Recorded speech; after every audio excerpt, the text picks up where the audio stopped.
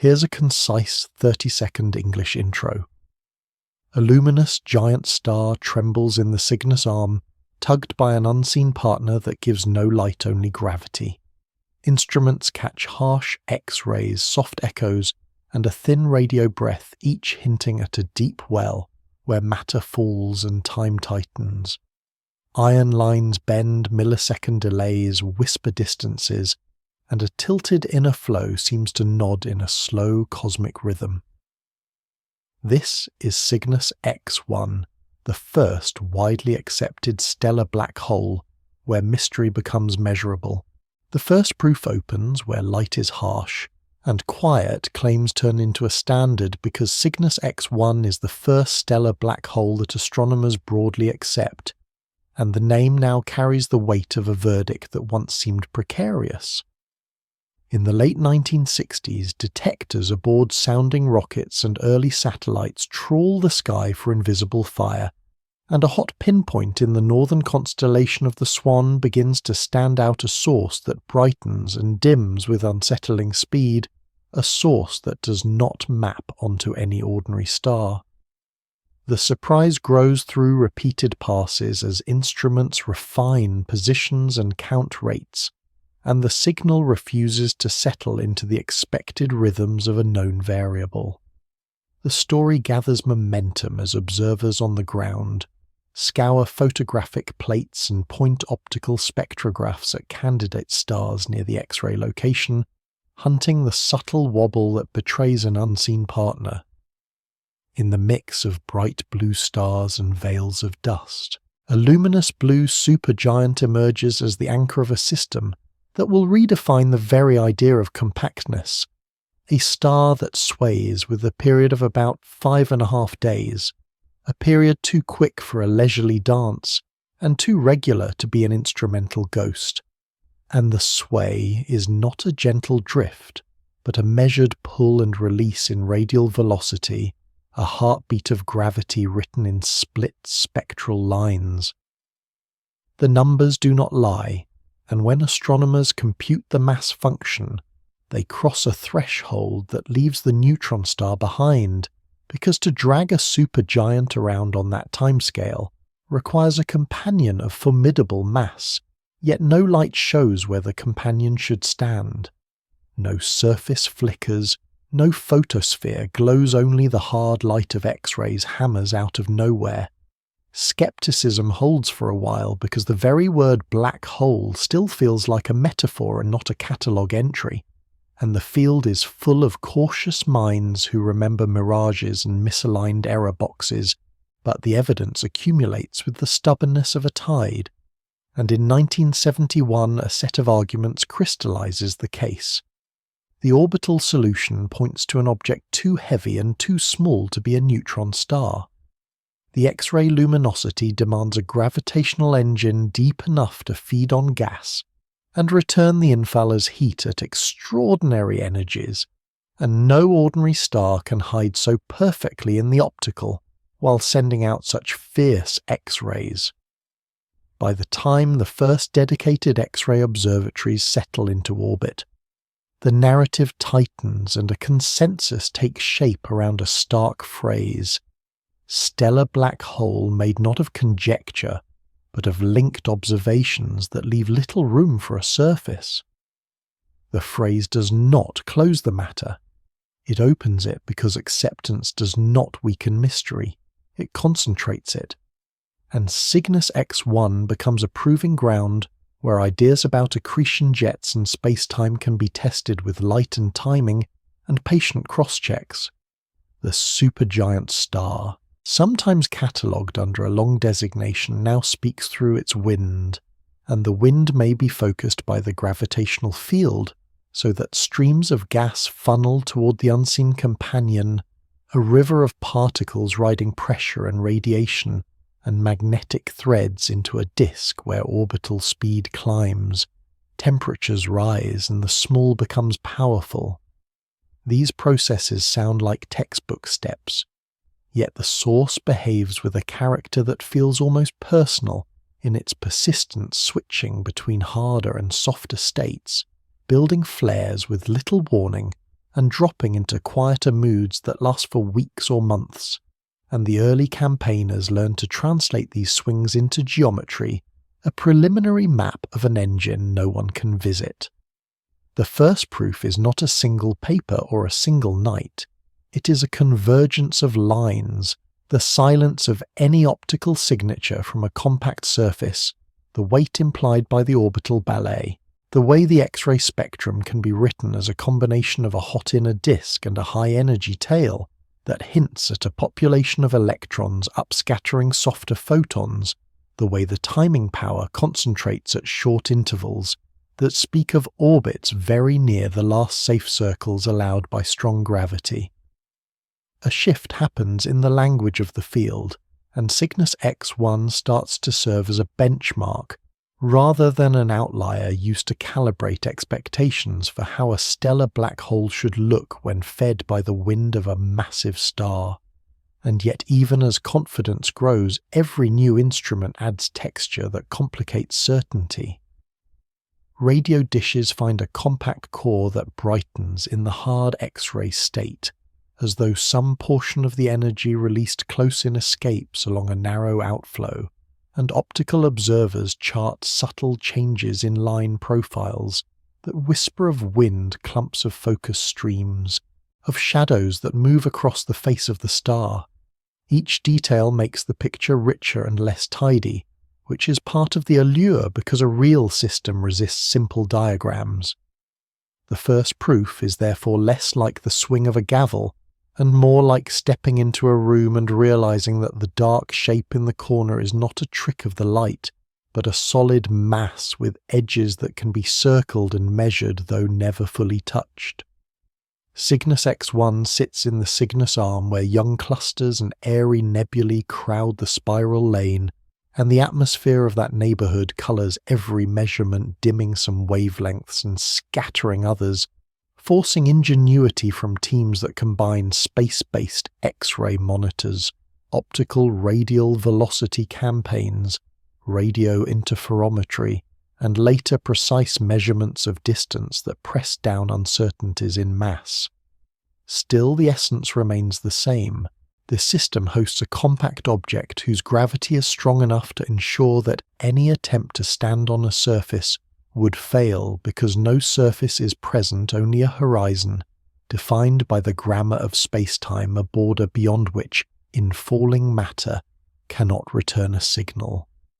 Acceptance of this idea in this one system gives the community permission to ask bolder questions about others, but it also loops back to the source and magnifies attention on its nuances because an emblem must withstand close reading.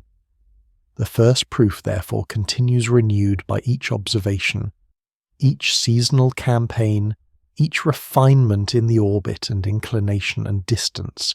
each new hint of spin that will later become a focal point of debate, and the tone of the work remains calm and exacting. The wonder contained not in grand claims, but in small consistencies that accumulate until even the skeptics nod. If a single line must carry the identity forward, it is simple and heavy. A massive star circles an unseen companion that burns only in the language of accretion, and the light that stings the detectors is the heat of falling gas, and the only engine that fits all parts without remainder is a stellar black hole. The room is now lit enough to examine the furniture, but the far corner stays dark, and that is where the investigation moves next. Cygnus Arm, a restless neighborhood, unfolds in the crowded lane of the galaxy, where Cygnus carries a river of young stars and shadowy dust, a place where the night looks dense even to the unaided eye, and where instruments record a confusion of brightness, scattering and silence that hides as much as it reveals. The spiral arm here is busy with birth and erosion, with clouds that glow in emission from ionized gas, and with long filaments of soot that sip the light and reissue it as a slow red breath. And all of this living backdrop becomes the filter through which Cygnus X-1 is seen and misseen for. It dims some wavelength, scatters others, and lays a textured veil across every attempt at a clear portrait. Observers begin by asking a simple question that turns out not to be simple at all.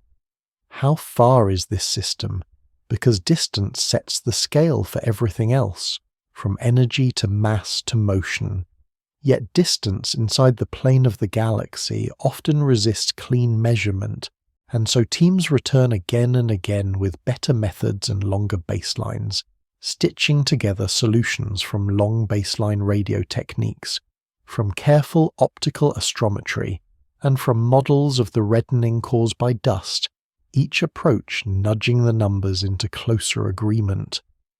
The picture that forms places the source at roughly a few thousand parsecs, that is to say, on the order of 7,000 light-years in front of and within the complex associations of hot blue stars that light the region, and this position carries consequences, because such distance means that even modest changes in measured flux represent impressive variations in emitted power, while the intervening dust absorbs the softest X-rays and hardens the apparent spectrum, and the gas between stars imprints narrow features onto any light that passes through subtle fingerprints that must be accounted for before any signal can be treated as native to the system itself. The neighborhood is not quiet, for the spiral arm is threaded by magnetic fields that twist like ropes through the gas, and by supershells from prior explosive events that leave low-density cavities and overpressured rims, and these larger structures can focus winds refract radio waves and change the scattering behavior that affects variability seen at Earth, so that any fast flicker must be traced back along a path influenced by the medium before one can declare it a heartbeat of the inner engine. In the optical and ultraviolet, the supergiant companion shows lines that form and reform as the wind responds to radiation pressure to magnetic turbulence and to the gravitational focusing from the unseen partner, while the light of the surrounding arm fills the background with competing photons. Even the simple act of measuring the color of the star to infer temperature and radius depends on peeling away layers of reddening and scattering. And so the regional environment enters every equation, reminding observers that the galaxy is not empty, and that Cygnus is not a laboratory with clean walls. The density of young clusters in this arm invites speculation about the origin of the compact object, since massive stars live short lives and often die near where they form, and the kinematics of the system as measured by precise astrometry suggest a small, peculiar motion that fits a picture in which the compact object forms, with only a gentle kick perhaps, in a collapse that is quiet compared to the most violent explosions, a hint that the same medium which now complicates measurements also nurtures the history of the pair. In X-rays, the interstellar medium absorbs the softest energies, so that detectors in orbit must work harder to reconstruct the low-energy thermal component of any accretion disk, and the need to correct for this absorption introduces degeneracies in model fits that can shift inferred temperatures and sizes, which later become arguments about the innermost radii. In radio, the line of sight through a thick arm induces scattering that broadens compact sources, yet very long baseline interferometry still resolves a core consistent with a compact jet, when the spectrum is hard proof that a thread of outflow survives the atmospheric noise of the galaxy. The dust along the path also polarizes light-aligning photons according to the grain geometry and the embedded field, which means that any attempt to measure intrinsic polarization from a corona or a jet must first subtract the foreground imprint, and the subtraction never feels trivial. Even so, this busy setting grants gifts, because the diffuse light and the dark lanes establish reference frames, and the bright neighboring stars provide stable comparison spectra, and the gas glows in ways that allow its column density and ionization to be mapped and folded into corrections, so that the very complexity of the region becomes a set of handles for better modeling. The restless neighbourhood is therefore both obstacle and ally, an atmosphere whose weather must be forecast each time a campaign begins, with the result that the teams who work on Cygnus X-1 cultivate an almost meteorological sense of the arm, knowing when seasonal dust along the line of sight may worsen, when ionized regions might change radio propagation, when the star fields are best placed for clean differential photometry, and this lived knowledge accumulates in the literature as a kind of tacit wisdom.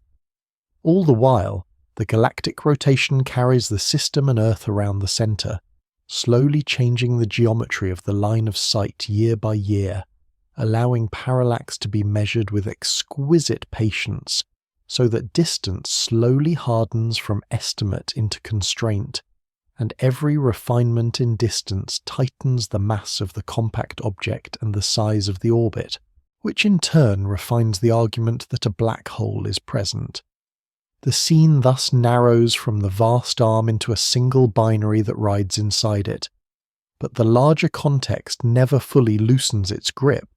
because features in the X-ray spectrum that might be attributed to the inner accretion flow can also arise from wind absorption, or from partial covering by clumps lifted from the star and ionized as they sweep across the line of sight, and this ambiguity keeps the story alive. When the system darkens briefly at particular phases, part of that dip is absorption by the wind rather than a drop in the engine itself, and teasing apart these ingredients trains a generation of analysts to read both environment and source in the same breath. Here intrigue develops not by adding flourish, but by seeing that clarity improves in concert with complexity for each new instrument that is brought to bear, from high-resolution X-ray spectrographs to sensitive optical polarimeters, must first learn the dialect of the Cygnus arm before it can tease out the voice of Cygnus X-1. Slowly the contours of the engine sharpen, but the restless neighbourhood continues to murmur at the edge of every plot and every light curve, urging caution and rewarding persistence as the path turns inward from the galactic lane to the pair at its heart. A binary revealed by motion turns from the crowded arm to the intimate dance of two bodies, one luminous and blue and loud in the optical, the other hidden yet heavy, and the proof arises not from a direct sighting, but from the rhythm carved into starlight. Spectrographs split the glow of the supergiant into thin lines that shift back and forth with a period of about 5.5 days, a steady sway that repeats with the precision of an astronomical clock, and from that sway the radial velocity curve rises, tracing a smooth sinusoid that marks the star's orbit around a common centre of mass. This is the signature of a spectroscopic binary, a union seen in motion rather than silhouette, and it is single-lined because the compact companion contributes no ordinary photospheric light, adding to the gravity while refusing to be seen. Astronomers write the mass function a compact formula that folds the period, the amplitude of the velocity curve, and the gravitational constant into a lower limit on the mass of the unseen object, a flaw that does not depend on the nature of the companion, so long as its light remains absent, and while the mass function alone does not pin down the full mass, it forces a stark conclusion when combined with reasonable estimates of the supergiant's heft and the system's inclination, namely, that the compact object lies safely above the maximum allowed mass for a neutron star. The numbers are grounded by careful work on the visible partner, a bright star of early type whose temperature, radius and luminosity are inferred from corrected colours and model atmospheres. And although dust reddening and wind contamination complicate this inference, the consensus keeps the star in the realm of the very massive tens of solar masses, which makes its orbital reflex speed significant, even for modest inclinations. The light curve in the optical adds a separate line of evidence, because the star is distorted by tides and shaped into an ellipsoid that presents changing projected area as it orbits, giving a gentle twice-per-orbit modulation when viewed from Earth, and the amplitude of this ellipsoidal variation constrains the inclination and the degree to which the star fills its gravitational boundary, known as the Roche lobe. The lack of sharp eclipses in the X-ray and optical bands further caps the inclination, since a very edge-on system would periodically block one component with the other, and so the picture tightens toward a tilt of a few tens of degrees, not face-on but not edge-on either,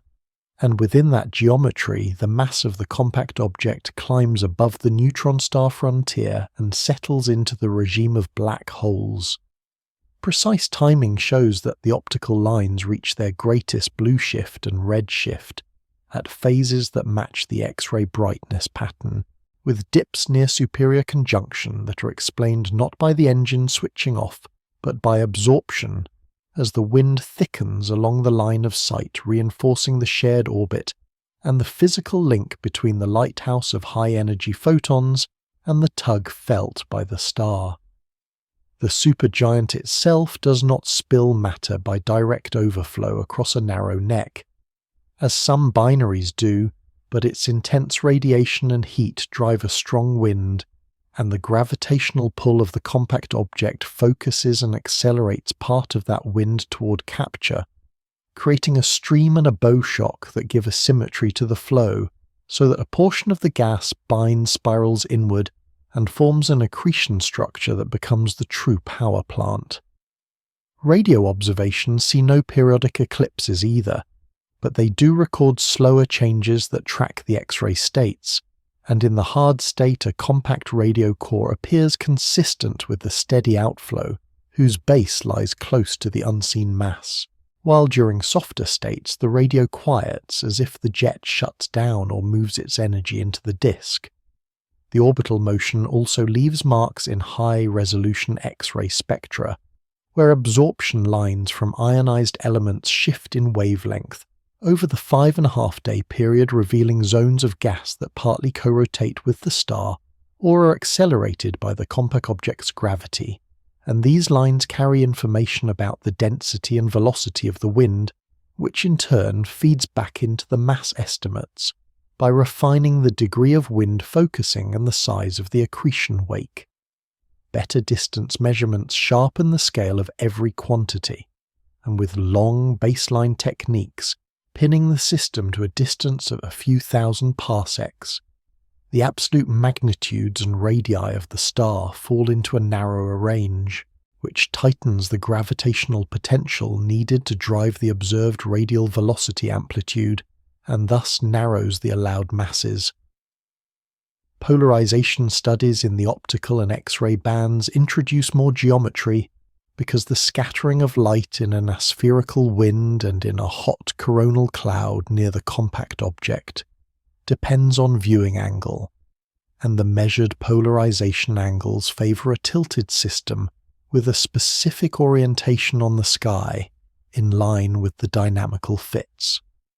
The supergiant's rotation rate adds one more chess piece, since a rapid spin can distort the star and alter line shapes, and because tidal forces can synchronize spin and orbit in mature close binaries, the measured line broadening helps decide how full the Roche lobe becomes, and how the star's mass and radius adjust within the grid of stellar evolution tracks, ultimately strengthening the inference that the unseen companion is not a neutron star and not a faintly glowing white dwarf, but a deeper well that demands an event horizon. In the classic logic of binaries, when mass period inclination and line shapes all point in the same direction, the conclusion grows not merely persuasive but resilient to alternative explanations, and here the resilience is tested by the system's wind, by the clumping that creates transient absorption, by the focused stream that skews simple symmetric models, yet every attempt to squeeze the compact mass down within a neutron star range collapses under the combined weight of the data. A subtle thrill runs through this methodical exercise because the proof of the black hole arises without ever touching the hole itself, from the music of motion alone, And in that music, the supergiant is both victim and instrument, pulled by a partner that does not sing in the optical, but roars in high-energy light, and the orbit becomes the bridge between these regimes of observation. In the end, the binary revealed by motion gives the field a stable reference, a case where the gravitational pull, the lack of eclipses, the ellipsoidal shape, the wind signatures and the X-ray behavior entwine into a coherent portrait, and this portrait prepares the way for the deeper probes to come for, if the mass and geometry are known with some confidence, the next questions can press closer to the inner flow, to the hot disk and the coronal shroud that shape the spectrum, and to the way time itself ticks in the space just above the horizon. Wind-focused and clumped, draws the view from orbital motion to the stream of matter that makes the unseen engine visible. A wind driven from the bright blue supergiant by heat and radiation, flying outward at thousands of kilometers per second, yet bent and focused by gravity, until a portion of that flow turns back upon itself and feeds the compact object. A hot star of early type launches a line-driven wind, meaning that atoms and ions catch the star's light and ride it outward.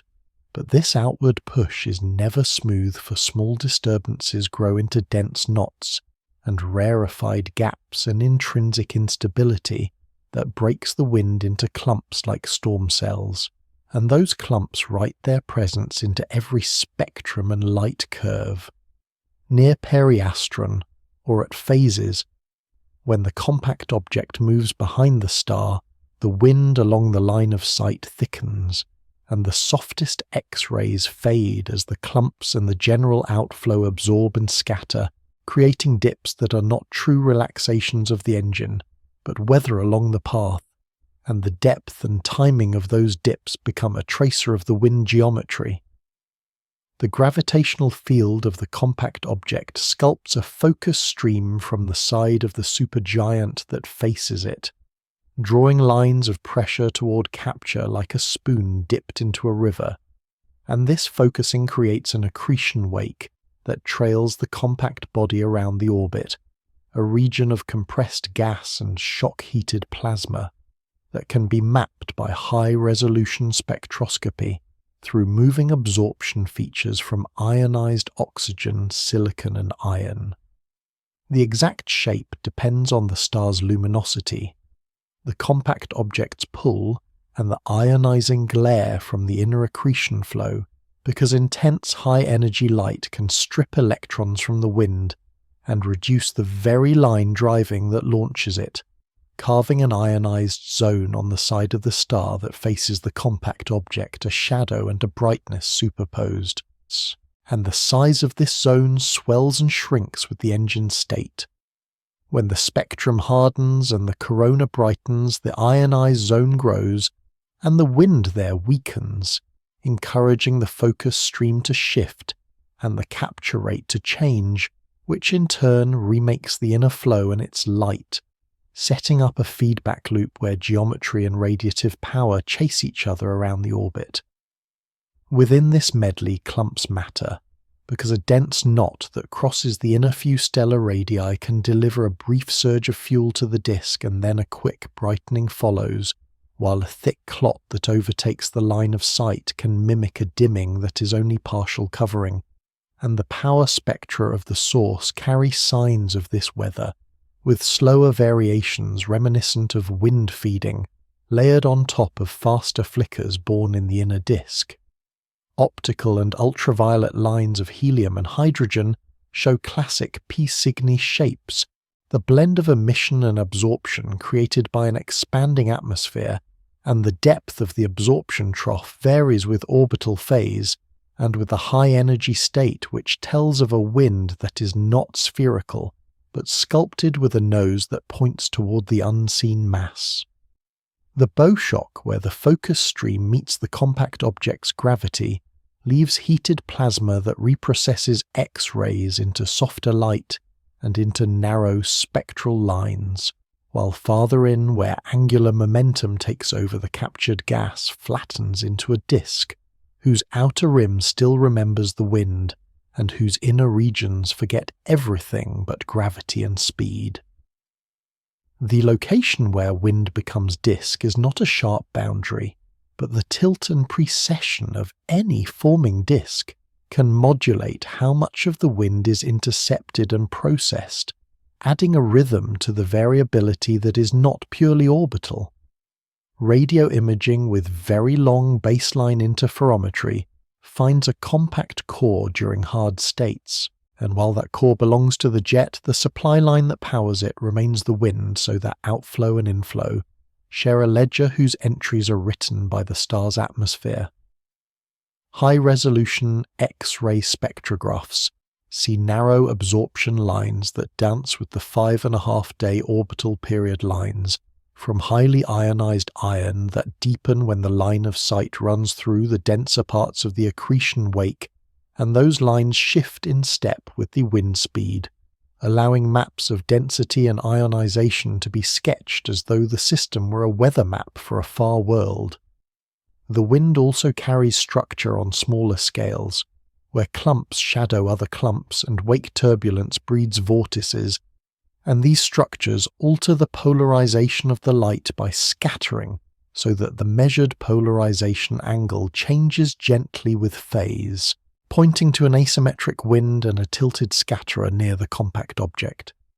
Theories of line-driven instability predict clump sizes and spacing that match the observed stochastic dips, and when those predictions are folded into time-dependent accretion models, the synthetic light curves begin to resemble the restless heartbeat of the source, with a hierarchy of timescales where long undulations ride under faster twitches. The wind even records the influence of spin because if the compact object's space-time drags, frames near the horizon, that influence is felt only after the gas has spiraled far inward. Yet the timing of hard lags and soft reverberation hints at how the mass supply thrown in by clumps translates to power at the smallest radii. And this translation seems remarkably efficient, as though the loading from wind clumps excites fluctuations that propagate inward in a cascading manner, compressing long times into short flashes. Orbital phase becomes a key for reading the mixture, since at superior conjunction the path crosses the densest part of the focus stream, and the soft X-rays show partial eclipses by the wind, while at quadrature the line of sight samples the more tenuous surroundings, and the spectrum relaxes and telescopes exploit this pattern, scheduling observations to sample every sector of the orbit so that a three-dimensional picture can be assembled. Some campaigns add optical tomography, reconstructing the wind density pattern from subtle time-dependent line profiles, producing maps that show high-density arms and trailing wakes like a spiral pattern tied to the compact object, and these patterns help analysts correct for absorption when modelling the inner disk emission. Clumping also bears on the total mass loss rate of the star because if the wind is full of knots, then estimates that assume a smooth flow overstate the mass loss, and revising those numbers alters the long-term evolution of the binary and the rate at which the compact object grows a future consequence seeded in present weather. Nothing in this wind is quiet yet. The noise contains order, and the order gives leverage because by aligning light curves, spectra and polarization with orbital phase and state, the teams can peel away wind effects and see more clearly into the engine, or turn the problem around, and use the engine's stable rhythms as a backlight to study the wind itself. In this way, Cygnus X-1 becomes both a black hole laboratory and a wind laboratory, a system where focused flow clumps, shocks, and ionization boundaries create a living conduit. From star to disk, a conduit whose fluctuations write the preface to every flare and every lull, heard deeper in, and as the path tightens toward the inner heat, the wind continues to murmur behind, not as interference but as the first voice in a chorus that reaches all the way to the edge of the horizon. Hard-state steel light moves inward to the season when the spectrum hardens, when high-energy photons dominate, and the whole engine carries the tempered sheen of forged metal, a condition that speaks of a deep gravitational well and a compact region where electrons run hot and fast. In this hard state, the light is shaped by a broad power law that stretches from a few kilo-electron volts to many tens of kilo-electron volts, before rolling over a sign that the particles doing the scattering have a characteristic temperature, and that softer seed photons from the disk gain energy by repeated collisions in a cloud of hot electrons known as a corona. This process, sometimes called inverse Compton, scattering turns gentle disk light into harsh illumination, and explains both the shape of the spectrum and the way the light responds to changes in the mass supply. The disk itself still contributes a softer glow, but in the hard state that thermal part recedes cooler and dimmer, as though the inner edge of the disk retreats or the coronal cloud expands and steals the seed photons before they can paint a strong thermal peak. Reflection adds another layer for some of the hard light shines. Back onto the disk is absorbed and re-emitted with a hump at tens of kilo-electron volts, and carves a broad iron line that is skewed by speed and gravity. And while the iron line is often more prominent in softer conditions, even in the hard state, it appears and whispers of geometry, telling how close the disk extends and how strongly the space-time bends. Timing in the hard state tightens the case for a compact engine because the variability is strong, with large fractional changes in brightness on timescales, from seconds down to mere hundredths of a second,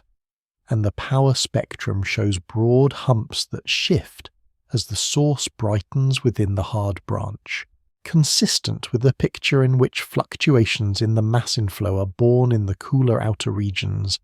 and propagate inward, conserving their memory as they pile up and beat together to produce a red noise continuum. Lags between hard and soft bands fit that picture with soft light, often leading and hard light following by milliseconds to tenths of a second, as the same perturbation moves into regions where the corona intensifies, the upscattering turning the wave of increased seed photons into a delayed surge of harder emission. When the source sits stably in this hard mode, radio telescopes detect a compact core consistent with a steady jet, a narrow outflow that carries energy away and glows at centimeter wavelengths, its brightness linked to the hardness and luminosity of the X-rays, in a correlation that has become a hallmark of accreting black holes. Very long baseline interferometry sharpens that core into a slightly extended feature aligned across repeated epochs, a hint that the jet is truly present and not a mere fog, and that in the hard state the system organizes its energy into both heat close in and ordered outflow farther out. Polarization measurements at high energies add further clues, sometimes suggesting that the coronal region is either compact and elevated like a lamp above the disk or spread in a sandwich around the inner flow, for the angle and degree of polarization change with energy in a way that responds to geometry and scattering depth. All of these threads converge on a picture of a truncated disk plus a hot inner flow, or at least a disk that is dim at the smallest radii because the corona dominates, and the seed photons are siphoned off before they can thermalize, though the exact radius of retreat remains debated and may shift with luminosity and with the level of wind feeding. State changes in Cygnus X-1 often begin and end in the hard state, and the path through hardness and intensity traces a loop in a plane astronomers like to draw, where the rise into higher intensity can happen at one hardness,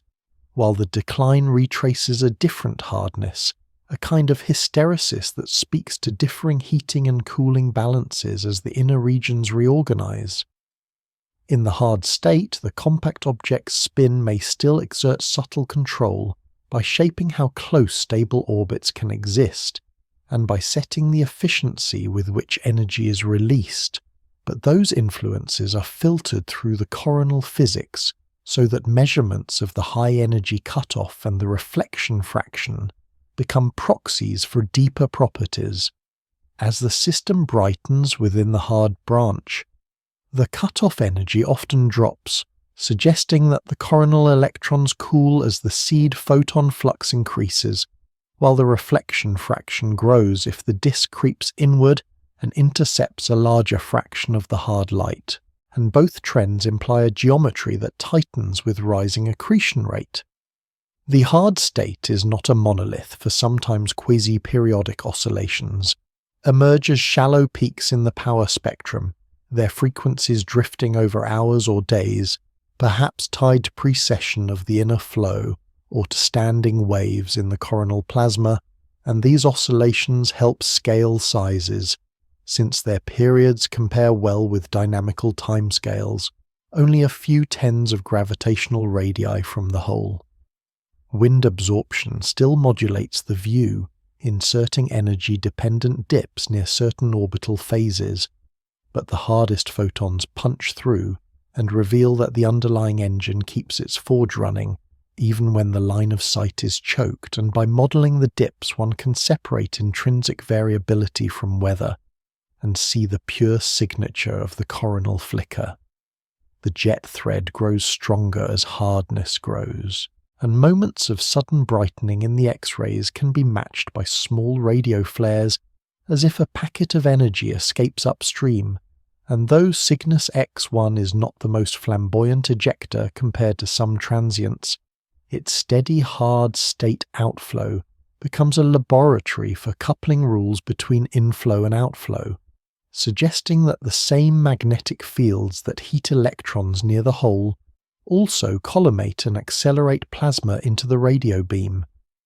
Taken together, the spectral shape, the strong short timescale variability, the hard lags, the reflection hump, the persistent radio core, and the evolving high-energy cutoff make the hard state a coherent language that Cygnus X-1 speaks whenever the accretion flow settles into a configuration where energy is dissipated primarily in a compact hot region,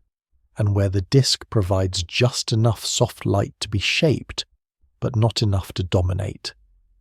This language, tested across many orbits and many years, lays down a template that theorists climb into with equations and that observers refine with every new flight of a detector. Yet the template always keeps a mystery tucked inside, because the exact microphysics of how magnetic turbulence heats electrons, how the corona forms and sustains itself, and how the jet footpoint shares or steals power remain open questions that the hard state keeps framing without fully answering a steel light that both reveals and withholds as the investigation edges closer to the stages where the disk reasserts its inner brightness and the spectrum softens. Soft state. The inner heat turns as though a lens refocuses, and the harsh metallic sheen of the hard mode melts into a warmer radiance, a moment when the accretion disk surges inward, and the soft thermal light rises to prominence, and the whole engine seems to draw a long breath. In this soft state, the spectrum is anchored by a bright multicolored disk, whose peak slides into the lower energy bands with temperatures of the inner rim inferred to sit near the edge, permitted by strong gravity, as if the flow presses close to the innermost stable circular orbits, where orbits tighten and time grows short. The hard power law that once dominated fades to a gentler tail, still present but weaker, as if the hot electron cloud that once ruled the scene has cooled and contracted, or arranged itself into a slimmer veil above the disk, so that the seed photons are less brutally upscattered, and more are allowed to pass outward in their thermal dress. The change is not only spectral but architectural, and reflection features respond accordingly, because when the disk creeps inward and thickens, a larger fraction of the remaining hard light strikes its surface, deepening the broad iron line and strengthening the soft excess carved by reprocessing, while the shape of the ion line grows more skewed and extended to lower energies, a curve that suggests both high orbital speeds and strong gravitational redshift near the inner rim. Timing behavior shifts in step with these spectral cues for the strong band limited noise that mark the hard state quiets. The fractional variability drops and the light curve becomes smoother on short timescales, even as high-frequency whispers sometimes emerge in the form of quasi-periodic signals that hint at oscillations close to the whole. Time lags between soft and hard bands shrink, and in some observations a soft lag appears at high frequencies, a reverberation delay that marks the extra path length of hard photons that strike the disk, and are re-emitted a geometric echo that allows the inner distances to be drawn in light time rather than only in models. The Chandra X-ray Observatory and XMM Newton provide high-resolution views of the soft band, where the disk and the wind carve narrow lines, while NuSTAR and NICER catch the curvature of the tail and the reflection hump, and together these eyes show that in the soft state the disk is not only hotter but closer, and the coronal region is compact enough that light bending near the hole can redirect part of its output onto the disk, a lamp over a mirror at the brink of a gravitational fall. Radio telescopes report a parallel change of temperament for the compact core that was a reliable signature of the hard state dims or vanishes, a quenching of jet power that has become a hallmark of soft episodes, as if the conditions that favour ordered outflow are undone when the disk becomes dominant and the magnetic field lines are rethreaded into a more tangled, less collimating geometry. The drop-in radio is not absolute at every moment, and brief ejections can still accompany transitions, but the steady core fades, and this fading tightens the sense that inflow and outflow are two faces of one engine whose balance point moves as the inner boundary of the disk changes position. The soft state also changes how the stellar wind interacts with the engine, for the brighter soft spectrum increases the ionization of gas along the line of sight, washing out some absorption features and altering the depth and phase of dips caused by clumps, while the focus stream may thin on the face nearest the compact object, a shift recorded by ultraviolet line profiles that grow shallower or by narrow, highly ionized ion lines that weaken. Distance and inclination, once fixed by larger-scale measurements, now feed into spin estimates that become a central drama of the soft state,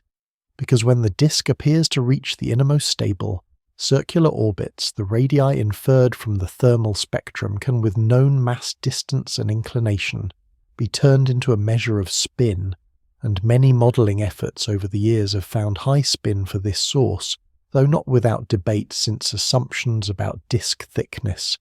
colour corrections and the degree of reflection can tip the answer. Reflection modelling offers an independent route, reading the width and shape of the ion line and the strength of the Compton hump to infer how close the disk extends, and here too the soft state often argues for a disk near the last safe orbits, and therefore for rapid rotation, yet wind absorption, ionized edges,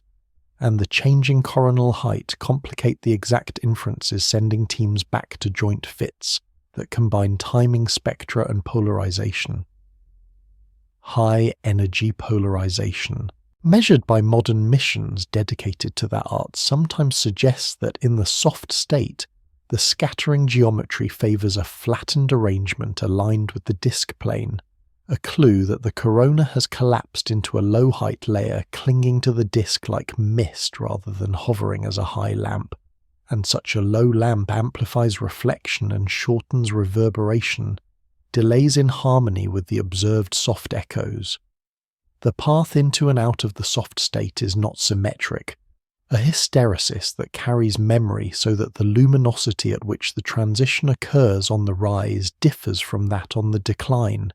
implying that heating and cooling processes in the inner flow have thresholds and feedbacks not captured by simple one-dimensional pictures and this memory plays out differently depending on how the wind feeds the outer disk during the preceding weeks, which in turn depends on the orbital phase and on the clump pattern, sewing the large-scale weather to the local physics at the edge of the hole. Power density spectra in the soft state show less low-frequency power, but can carry delicate high-frequency structures, and in some intervals a quasi-periodic feature drifts upward in frequency, as if the inner disk not only moves inward but also precesses or supports standing waves, adding a metronome that helps scale the gravitational radii in physical units. Across many soft episodes, observers note that the bolometric output rises while the high-energy cutoff, if present at all, sits at lower energies than in the hard state, consistent with a cooler, coronal electron distribution flooded by disk photons, while the reflection fraction often increases and both trends favour a geometry, with a disk that has advanced and a hot region that has ceded ground. The soft state then is a season of inner heat and closeness, where the flow grazes the brink and the seed photons leap clear before they can be hammered into a harsh tail, where echoes shrink into milliseconds that map a few tens of gravitational radii, where the iron line stretches like a smear of paint around a whirlpool of gravity, and where the radio voice falls to a hush, as if the jet sleeps while the disk dreams of the horizon. Yet even in this warm clarity, questions persist about exactly how the corona condenses and where magnetic energy hides, about whether the disk truly reaches the last orbit or hovers a few radii out in a way that models can mistake, and about how the wind altered by the soft glare shifts the rate and texture of feeding that will decide the next turn of state. The inner heat brings the investigation within touching distance of the boundary, and the next step is to read time itself with finer combs to let echoes and delays carve a map whose scale is set by light and gravity alone. Timing, heartbeats in milliseconds, tightens the inquiry to time itself, because when space grows small, near a deep gravitational well, clocks become the cleanest rulers, and Cygnus X-1 obliges with light that flickers faster than a human eyelash, and steadier than a metronome drawn in statistics. The brightness wanders with a structured restlessness, a power that rises toward lower frequencies like a red tide, yet breaks into humps that drift as the engine changes state. And these broad features speak of fluctuations born in the outer flow and carried inward, their memory preserved as they fall through radii, where orbital periods shrink from many seconds to fractions of a second. The light does not vary in lockstep across energies, and that is the next key for soft bands. Lead and hard bands follow, by intervals measured in milliseconds to tenths of a second, a pattern that fits with seed photons being stirred at larger radii and then upscattered by hotter electrons as the same perturbation travels inward, a relay race mapped by the sign and size of time lags. In the hard state, the lags grow longer at low Fourier frequencies and shorten at high ones, a downward swoop that agrees with the idea of inward propagation. While in the soft state the picture changes, the overall variability quiets, and at the highest frequencies, a soft lag emerges, a whisper of reverberation from the disk where hard photons strike are absorbed and return as a delayed soft echo. These signatures are not mere impressions but measured delays that translate to light travel distances of a handful to a few tens of gravitational radii, an inner atlas drawn in the units of celerity and curvature, rather than kilometers and meters.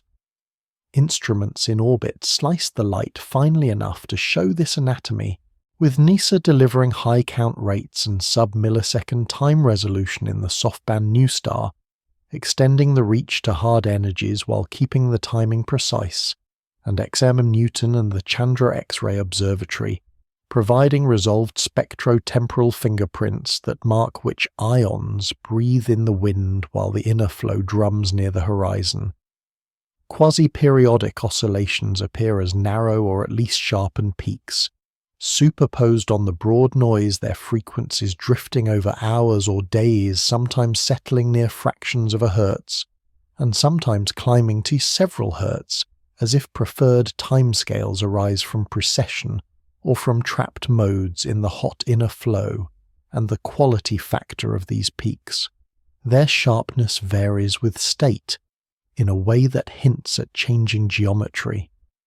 Even when the oscillations are gentle, they allow size to be read from tempo, since the dynamical period in the inner disk scales with radius raised to the 3/2, so that a frequency that doubles implies a contraction of the region that holds the oscillation by a factor of roughly the cube root of 2, a small but telling slide inward. The energy dependence of variability is another map for, in the hard state, the fractional variability grows with photon energy, a sign that the corona imprints its own turbulence, while in the soft state the variability concentrates at the hard tail, leaving the thermal body of the disk quieter, as if the cheeks of the whirlpool blush while the rim stays smooth. Coherence between bands, a measure of how faithfully variations at different energies track one another, is high over broad ranges of frequency, and then falls at the highest frequencies, showing where independent noise born close to the whole begins to break the correlation, and this drop points to a compact region where fluctuations are created and destroyed so quickly that the outer flow cannot keep pace. Phase lags plotted against frequency draw S-shaped curves that change with state, and the inflection points mark preferred timescales that theorists tie to the viscous travel time of disturbances to thermal time in a magnetically heated plasma, or to geometric precession of a tilted inner flow, and the presence of these curvatures across years and orbits suggests that the underlying engine keeps the same grammar while telling different sentences. Reverberation adds a final layer for the delayed soft signal, carry a blurred imprint of the disk response with delays that grow slightly longer at lower energies within the soft band due to the temperature gradient across the surface, so that the inner hotter rings answer first and the cooler outer rings answer later, a depth queue in energy space that allows models to reconstruct how the lamp of the corona stands above the mirror of the disk. In some intervals, the broad iron line itself shows a lagged response, a hard echo where the red wing at lower energies leads the blue horn at higher energies, a sequence that fits with relativistic beaming and gravitational redshift,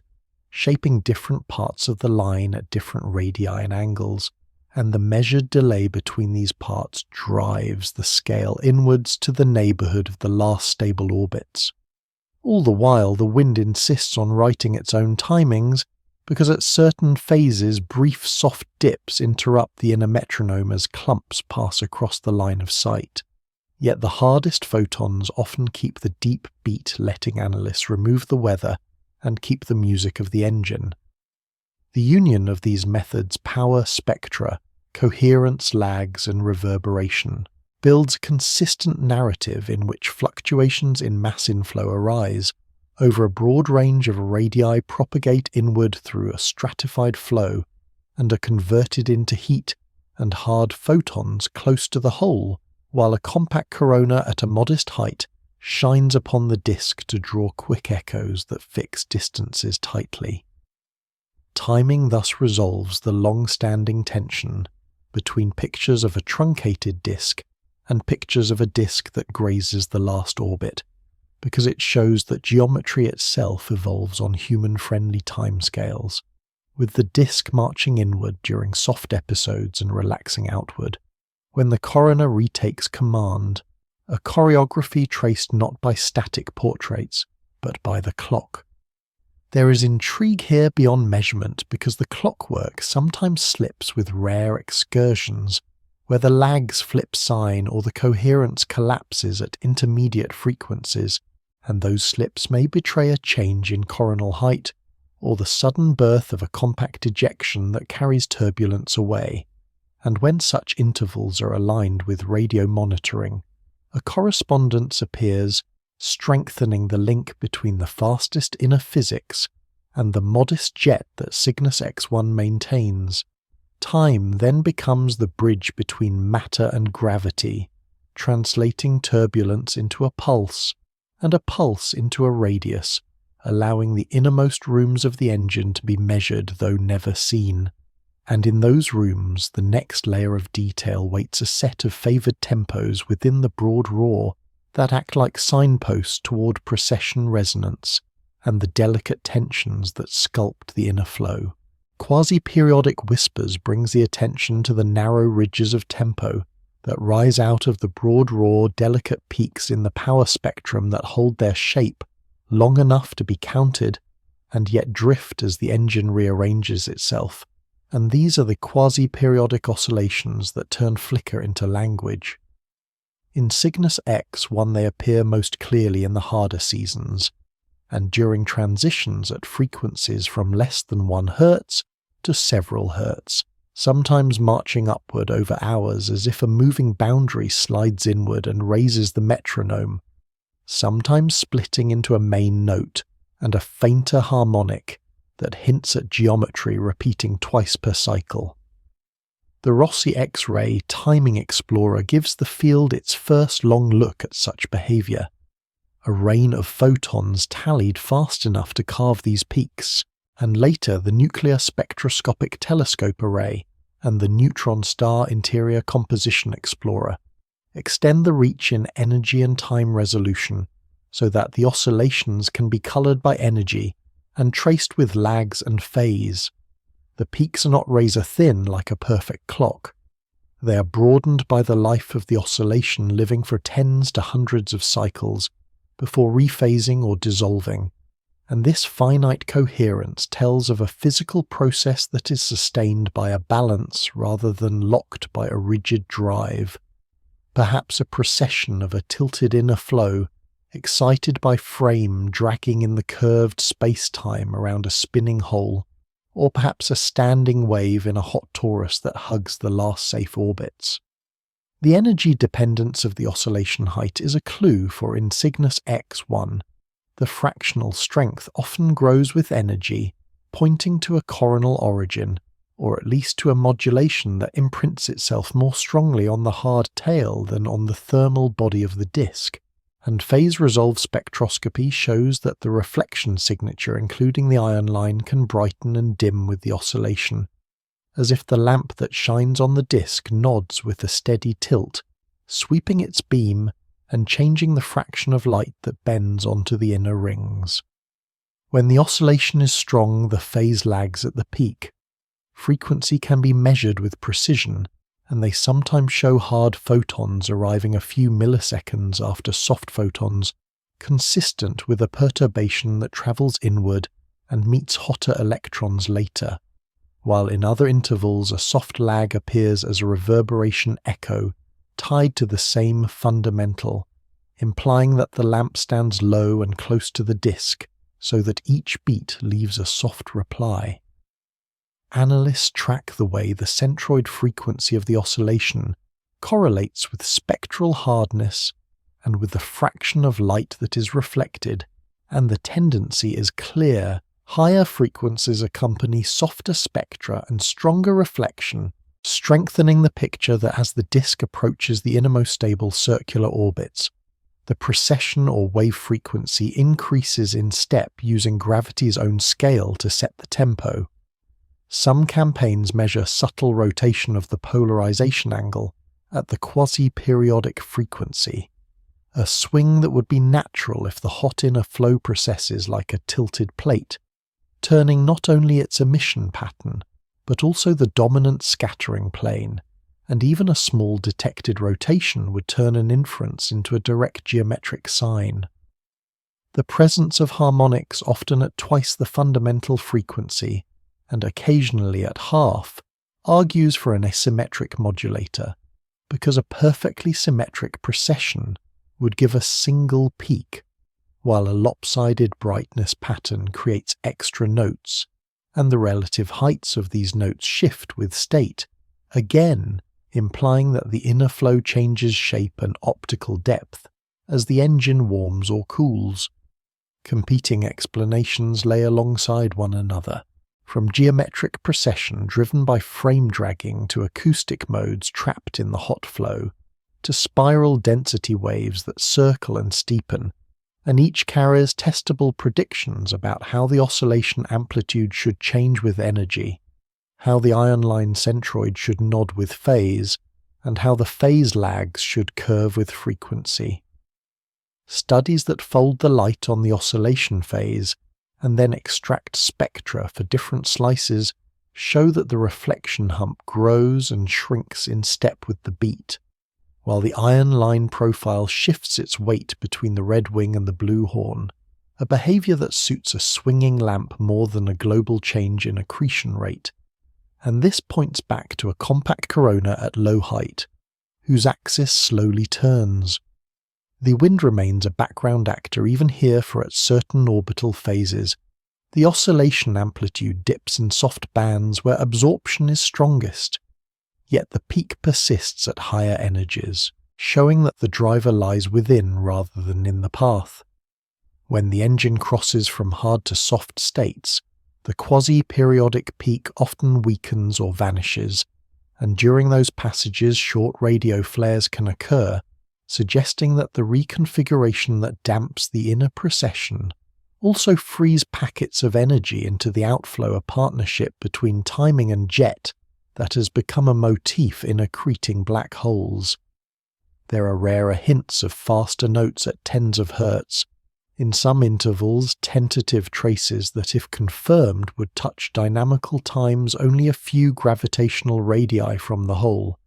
But in Cygnus X-1 such high-frequency signals remain the faintest of rumours compared to the robust low-frequency peaks, and this absence itself tells something about the thickness and temperature of the inner flow, and about how power is distributed. A more subtle diagnostic watches how the quasi-periodic peak couples with the broad noise, a phase coupling that shows power moving between the continuous fluctuations and the discrete beat, a sign that the oscillation is not an isolated oscillator, but is born from and feeds back into the same turbulence that drives the red noise, likely through magnetic stresses and variations in heating rate. By measuring the fundamental's frequency, while also fitting the disk's inner radius from reflection, or thermal emission,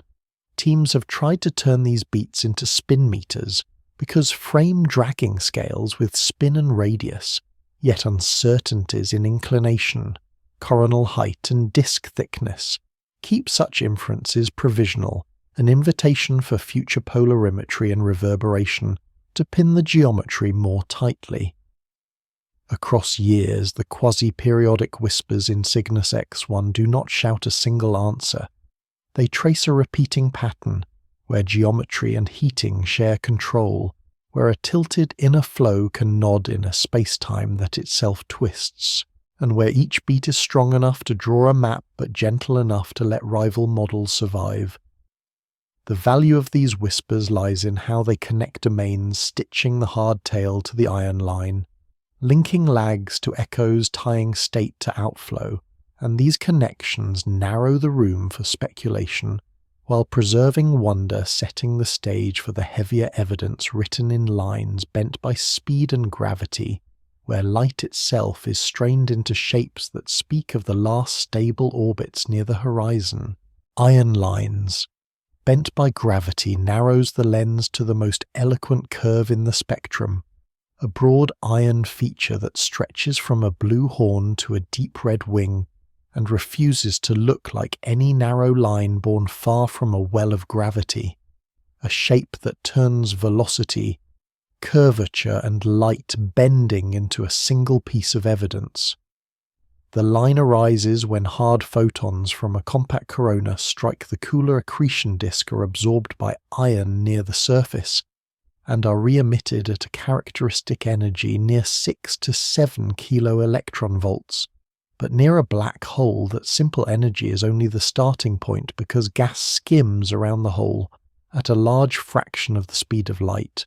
Time runs slow, and paths of photons curl so that the same emission becomes a smeared and skewed signature. The blue horn comes from material racing toward the observer on the approaching side of the disk, its light thrust upward in energy by Doppler beaming, while the long red wing is carved by gravitational redshift and by emission from the receding side, a blend that demands both high orbital speed and strong space-time curvature. When the Chandra X-ray Observatory and XMM Newton bring high resolution and sensitivity to the soft and medium bands, and when the Nuclear Spectroscopic Telescope Array extends the reach to tens of kilo-electron-volts, the iron line appears together with a broad reflection hump, and the pair draws a self-consistent portrait in which a compact lamp shines upon a disk that extends inward to only a handful of gravitational radii. Fitting this portrait demands choices and emissivity profile that says how brightly the lamp illuminates each radius, a disk inclination that sets how the Doppler split leans an iron abundance that affects the line strength, and a coronal height that guides how much of the lamplight is bent onto the disk. And in Cygnus X-1 the favoured fits often require a steep emissivity in the innermost rings, and a low lamp meaning that the corona stands close to the hole, so that light bending boosts the inner reflection. The inclination inferred from the line shape tends to align with the orbital tilt derived from optical ellipsoidal modulations, yet a small tension sometimes appears when radio hints of jet orientation are compared, and that tension invites geometry, with a mild inner warp or with a precessing hot flow whose average aligns, but whose instantaneous pose wobbles. Reverberation timing locks the picture into place, because when the continuum flickers, the line and the soft excess answer with a delay of milliseconds, and within that delay the redder wing often responds slightly earlier than the bluer horn,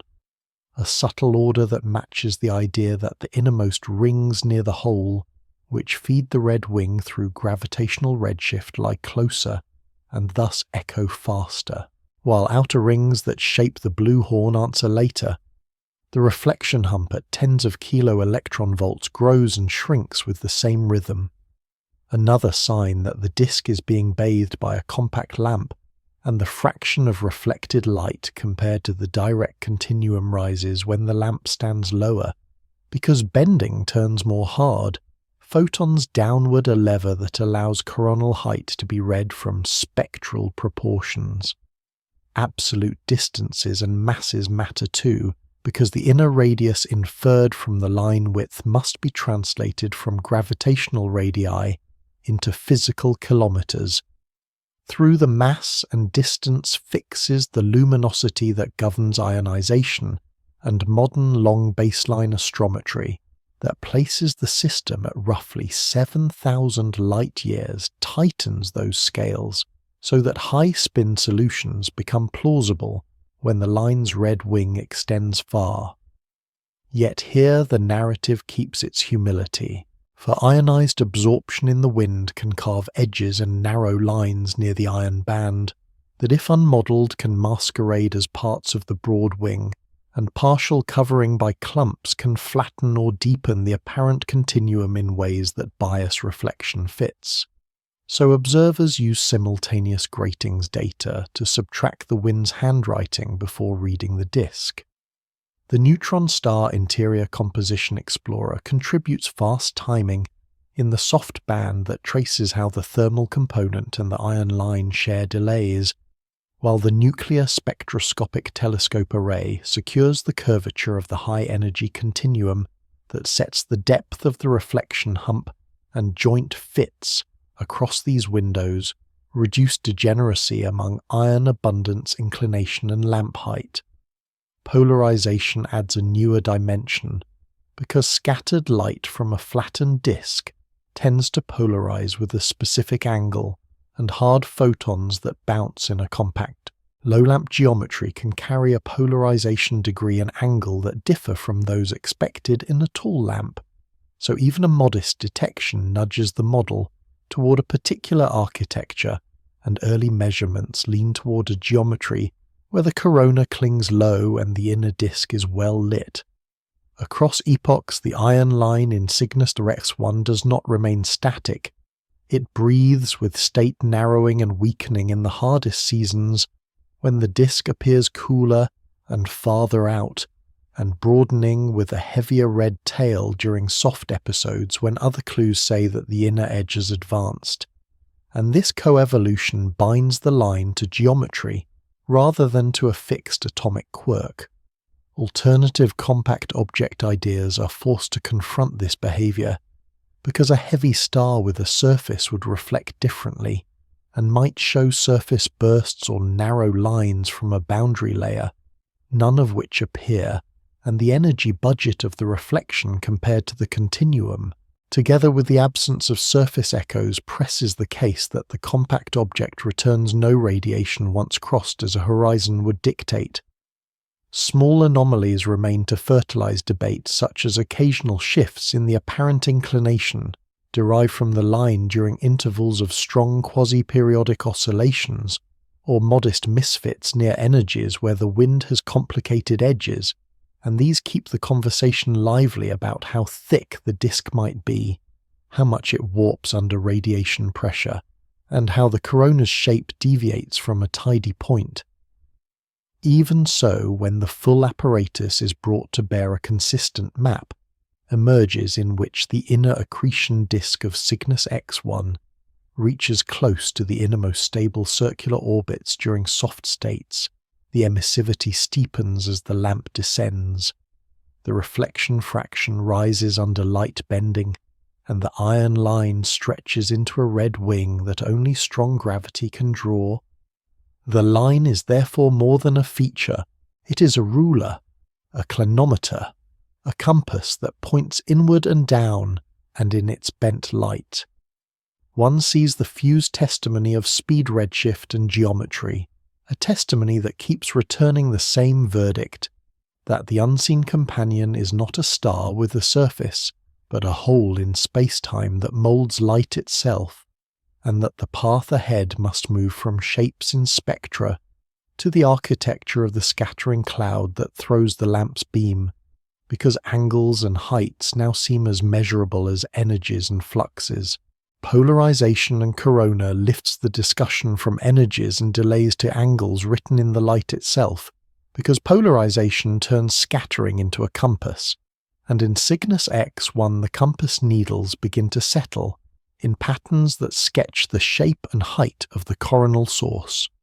When hard photons emerge from a region of hot electrons and strike a flattened disk, each scattering imprints a preferred direction, and the balance of angles depends on how the lamp stands above the mirror, whether compact and low like a bead hung just above the inner rings, or taller and more detached or spread as a mist that sandwiches the disk. The degree of polarization and its angle across energy become the clues, and telescopes built to measure this delicate property have now turned to Cygnus X-1 with enough sensitivity to draw preliminary maps, while older instruments in other bands provide the context needed to subtract the foreground handwriting of the galaxy. Dust grains aligned by magnetic fields polarize starlight as it passes through the Cygnus arm, so any intrinsic signal from the engine must be corrected for this steady bias, and the correction is made by measuring nearby stars along the same line of sight,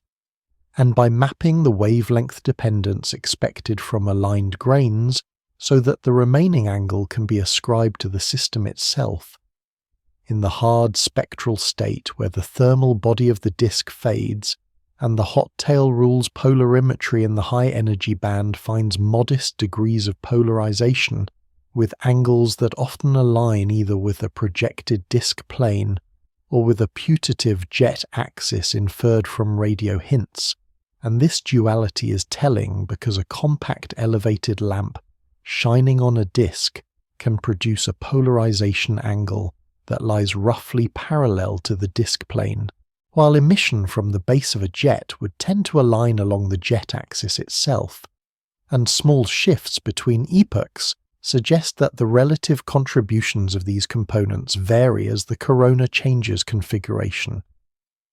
The polarization degree itself in the hard state tends to be lower than in the cleanest theoretical predictions for a tall and highly ordered source, a fact that nudges models toward a more compact and perhaps patchy lamp, close to the hole where general relativistic light bending sends many photons back onto the disk, and multiple scatterings scramble polarization, reducing the net degree while rotating the angle with energy in a way that slopes gently across the band. In soft episodes where the disk advances inward and the reflection fraction grows, the polarization signature changes often, showing a slightly higher degree at intermediate energies where reflected light contributes strongly, and angles that settle closer to the expected disk plane orientation, as if the coronal cloud has collapsed into a low-height layer that clings to the inner rings so that scattering within a flattened structure and reflection from the disk act together to fix the plane. Reverberation delays that shrink to only a few milliseconds during these periods support the image of a low lamp, and when timing, spectral reflection and polarization are fit together, the combined solution chooses a geometry that is coherent with a corona at only a few gravitational radii above the disk surface, and a steep emissivity that highlights the innermost rings. A rarer but valuable diagnostic comes when the oscillation that marks the quasi-periodic behavior is strong enough to allow phase-resolved polarimetry, because then the angle can be measured as a function of oscillation phase, and even a small rotation of the angle synchronized with the beat would endorse a picture in which the inner hot flow precesses gently, turning the dominant scattering plane and sweeping the illumination pattern across the disk, a geometric ballet written in the swing of a few degrees. Models of inverse Compton scattering in curved spacetime predict additional subtleties. Among them, the effect of returning radiation in which hard photons bent by gravity round the hole, and strike the disk from the far side, adding a polarized component whose angle differs from the direct reflection, and whose energy dependence can twist the total angle. And in Cygnus X-1 hints of such twists appear as slow rotations across the iron band, and the reflection hump encouraging the view that light bending is not an abstract idea, but a daily actor in the illumination of the disk. The corona need not be a smooth lamp, and there is growing recognition that it may be a dynamic assembly of magnetic flares, compact heated zones born where field lines reconnect and dissipate energy, and in such a storm the polarization degree would fluctuate as active regions bloom and fade, a pattern that could explain the observed spread in polarization measurements, taken at similar hardness but different epochs.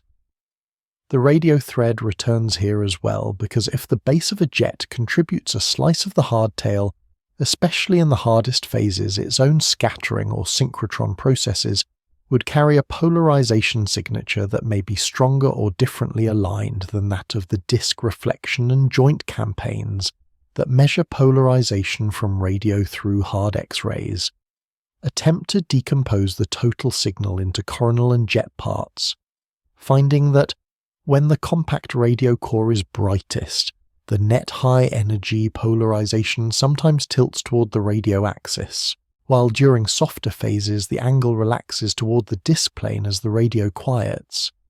Such behavior reinforces the now familiar idea that the hard state holds a steady outflow whose footprint in the polarization map cannot be ignored, and that the soft state suppresses this footprint while amplifying the disk's voice.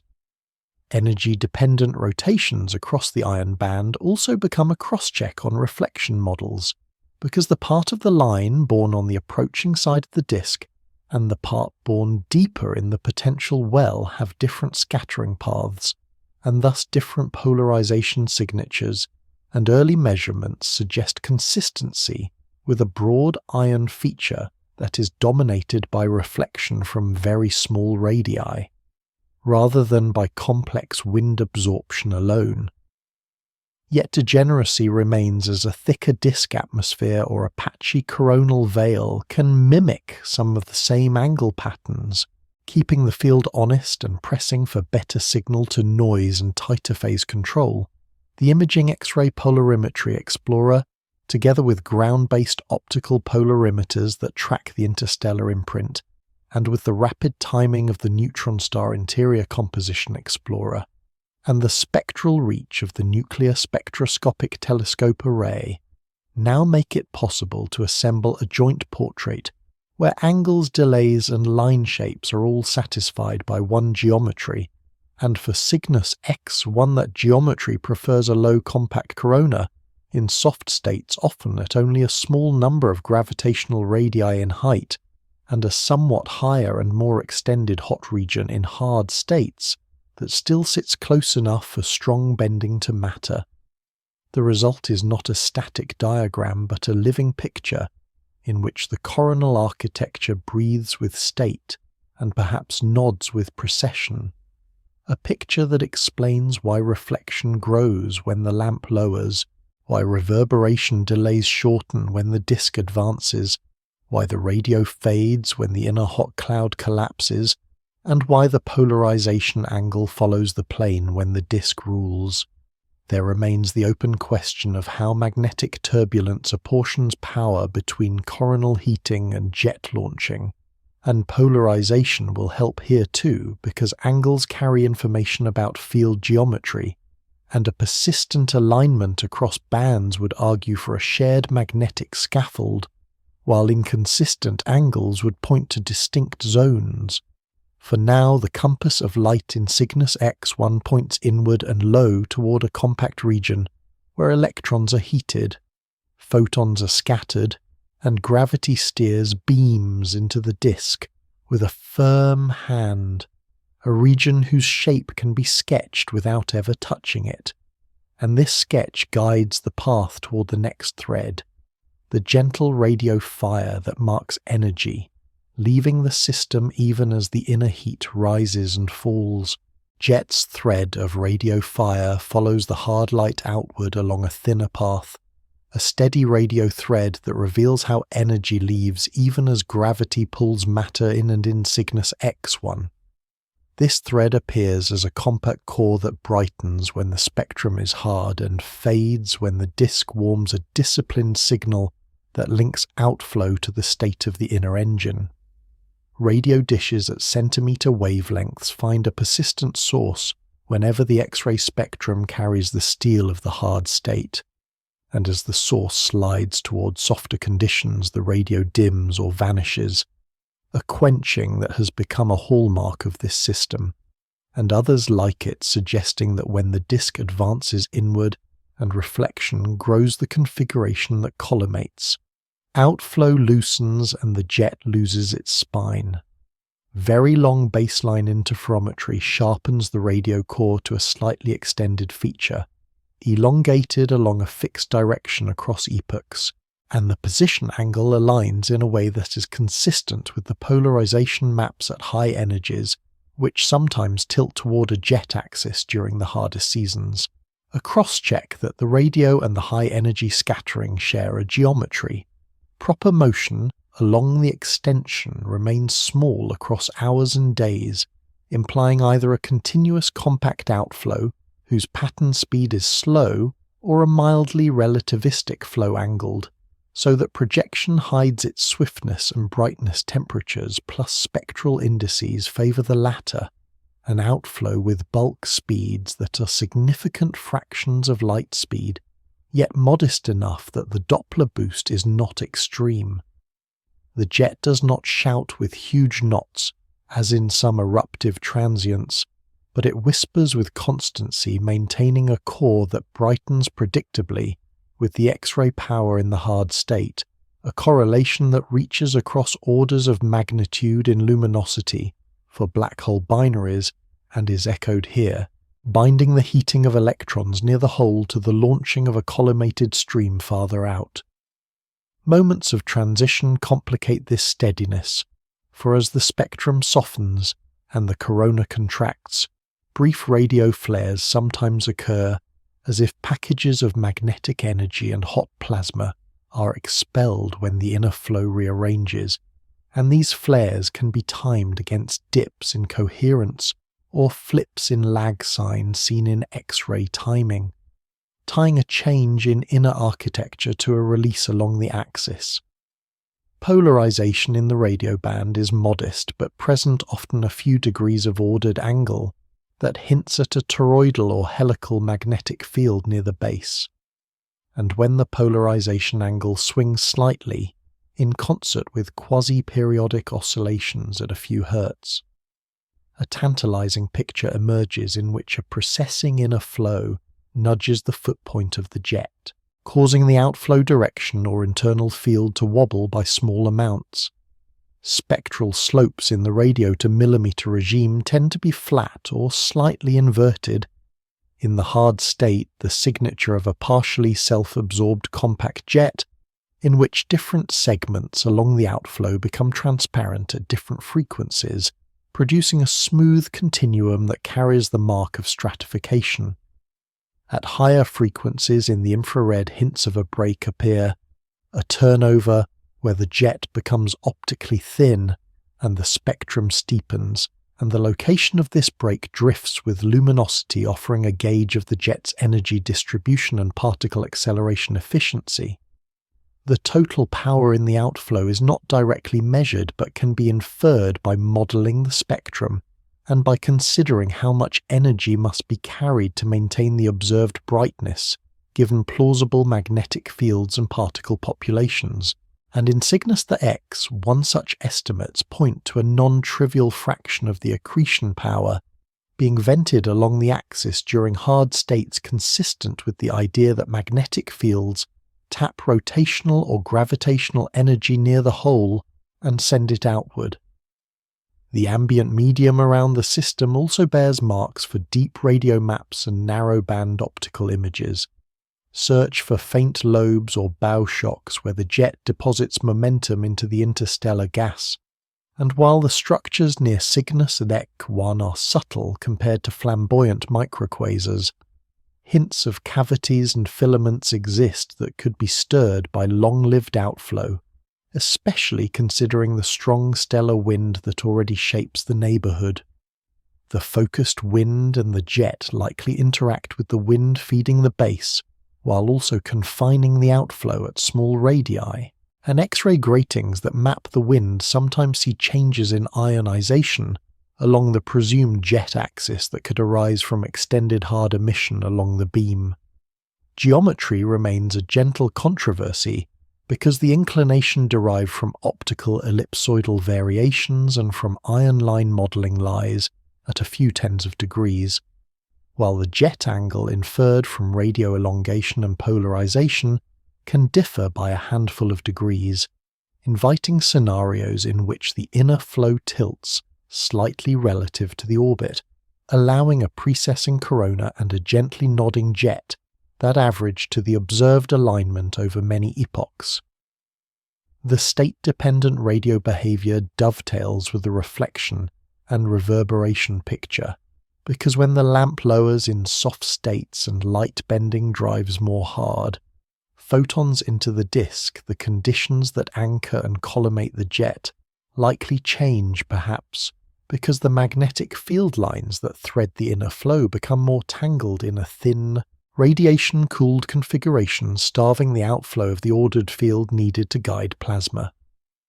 During hard states, by contrast, a thicker hot flow may anchor vertical fields more easily, turning laminar magnetic pressure into a spine for the jet, and this shift works in step with the rise of the high-energy cutoff and the strengthening of the hard tail, building a consistent triangle among coronal heating disk truncation and jet launching. Theoretical models explore whether the jet draws power predominantly from the rotational energy of the black hole, through magnetic threading of the horizon, or from the pressure and rotation of the inner flow itself, and Cygnus X-1 provides a testing ground because high spin estimates from reflection and continuum fitting would favour scenarios where horizon threading contributes strongly, yet the moderate radio power and the persistence of a compact core suggest that even a highly spinning hole can feed a controlled rather than explosive outflow when supplied by a wind-fed disk.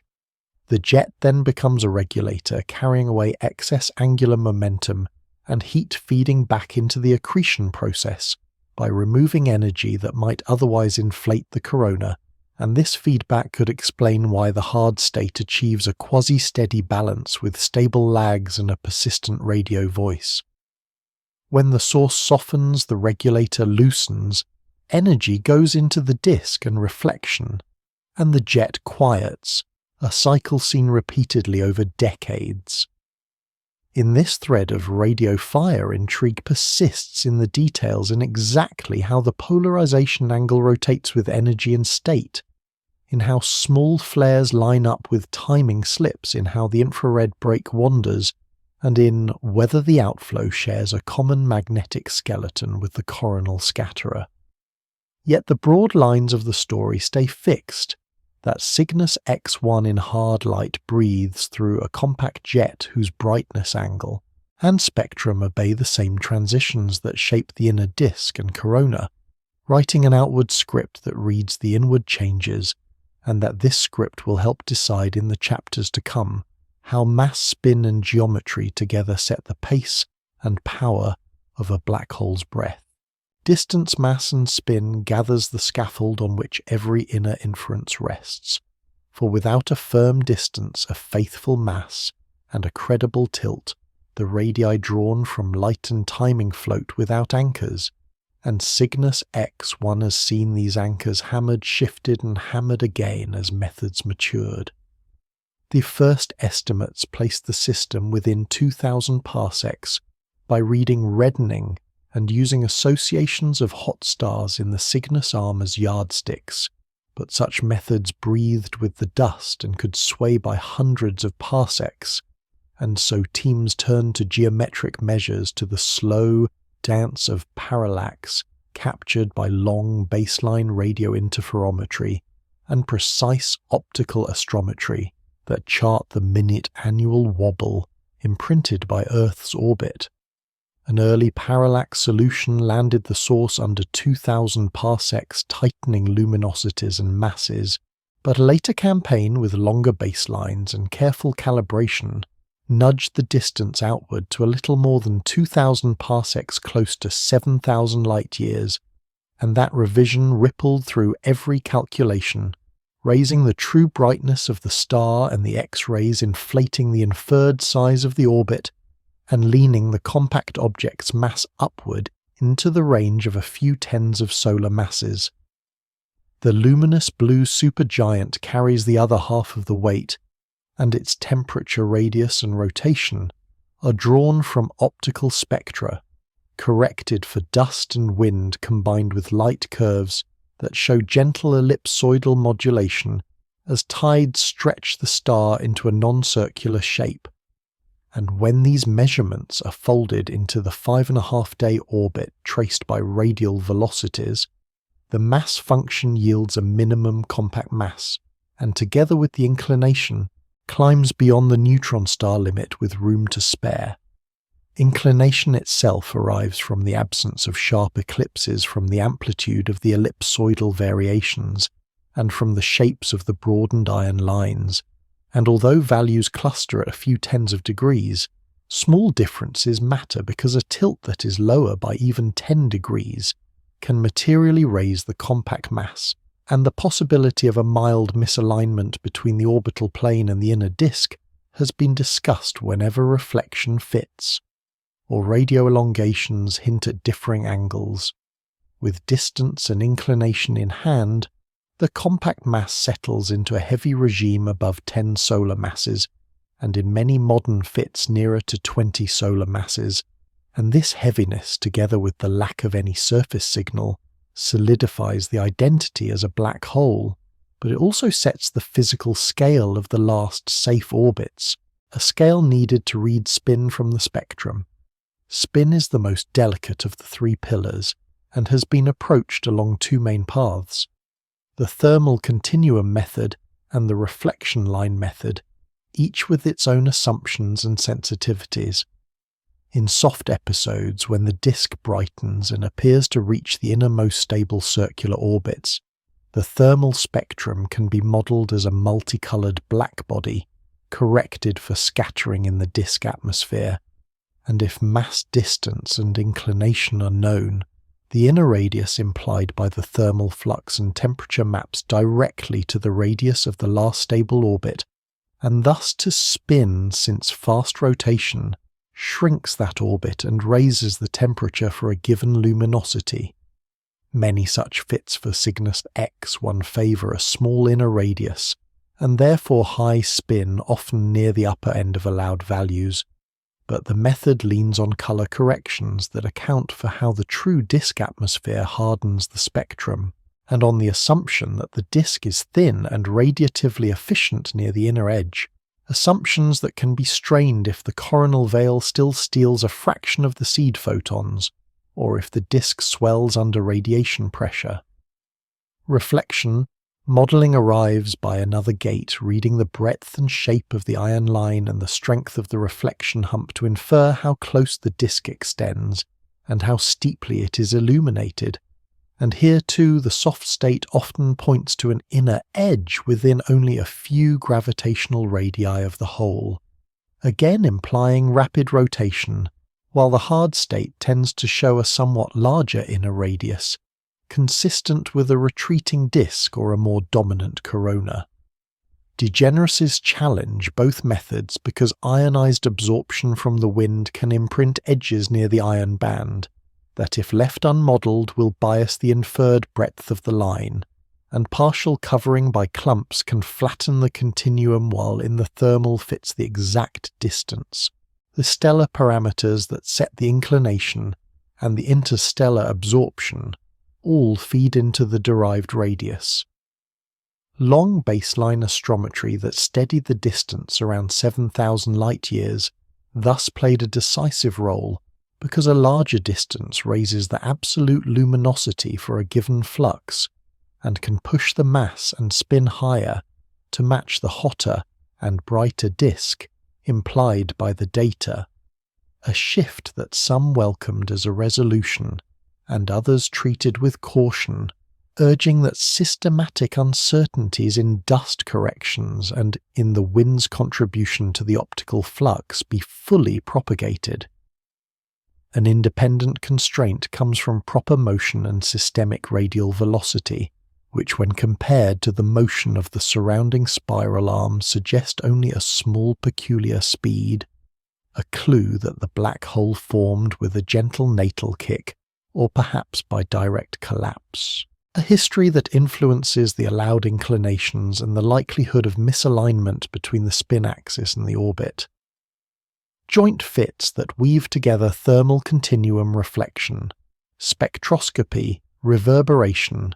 delays and polarization angles now tend to favor a coherent geometry in which the inner disk aligns broadly with the orbit while the hot inner flow may precess by a few degrees,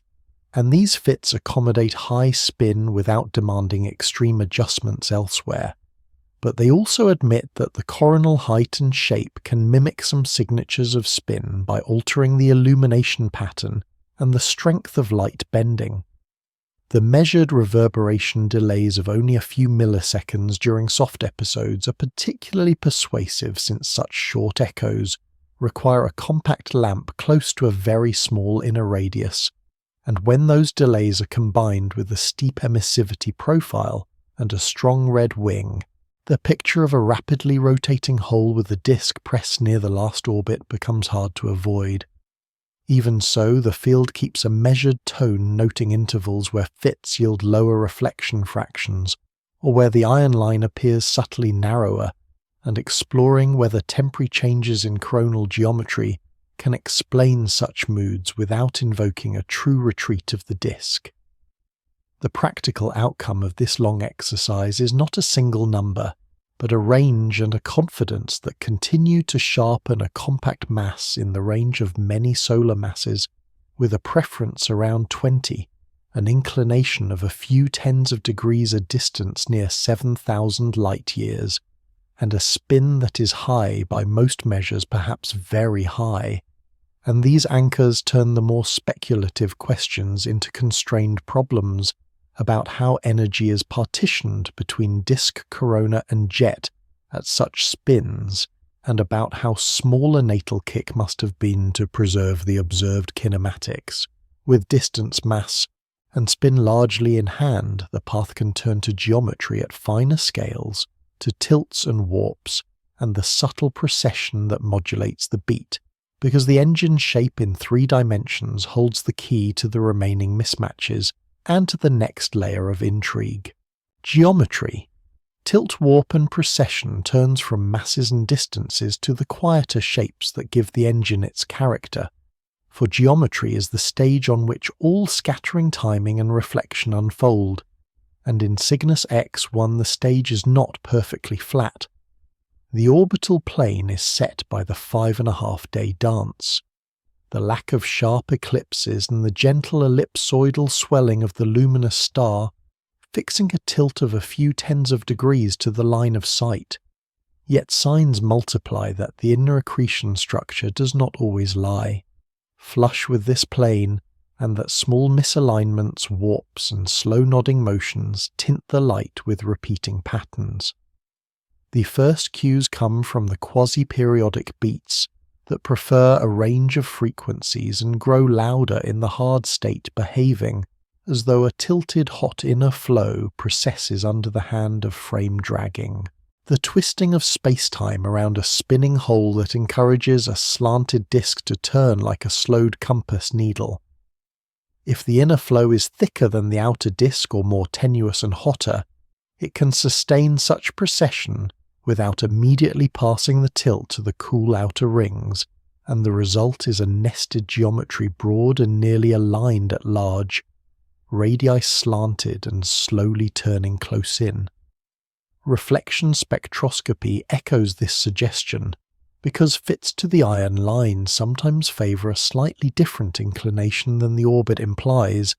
especially during intervals of strong beats, as if the patch of disk most strongly illuminated is being viewed at a subtly changing angle. And phase resolved reflection finds the red wing and blue horn swapping weight with the beat, a behaviour that suits a swinging lamp and a nodding inner surface. Polarization angles join the chorus, with hard state measurements that tip by a handful of degrees toward a radio axis associated with the compact jet, then relax toward the disk plane when the source softens a swing that would come naturally if the inner hot flow and the jet base share an axis that leans slightly relative to the outer orbit and precesses by small amounts.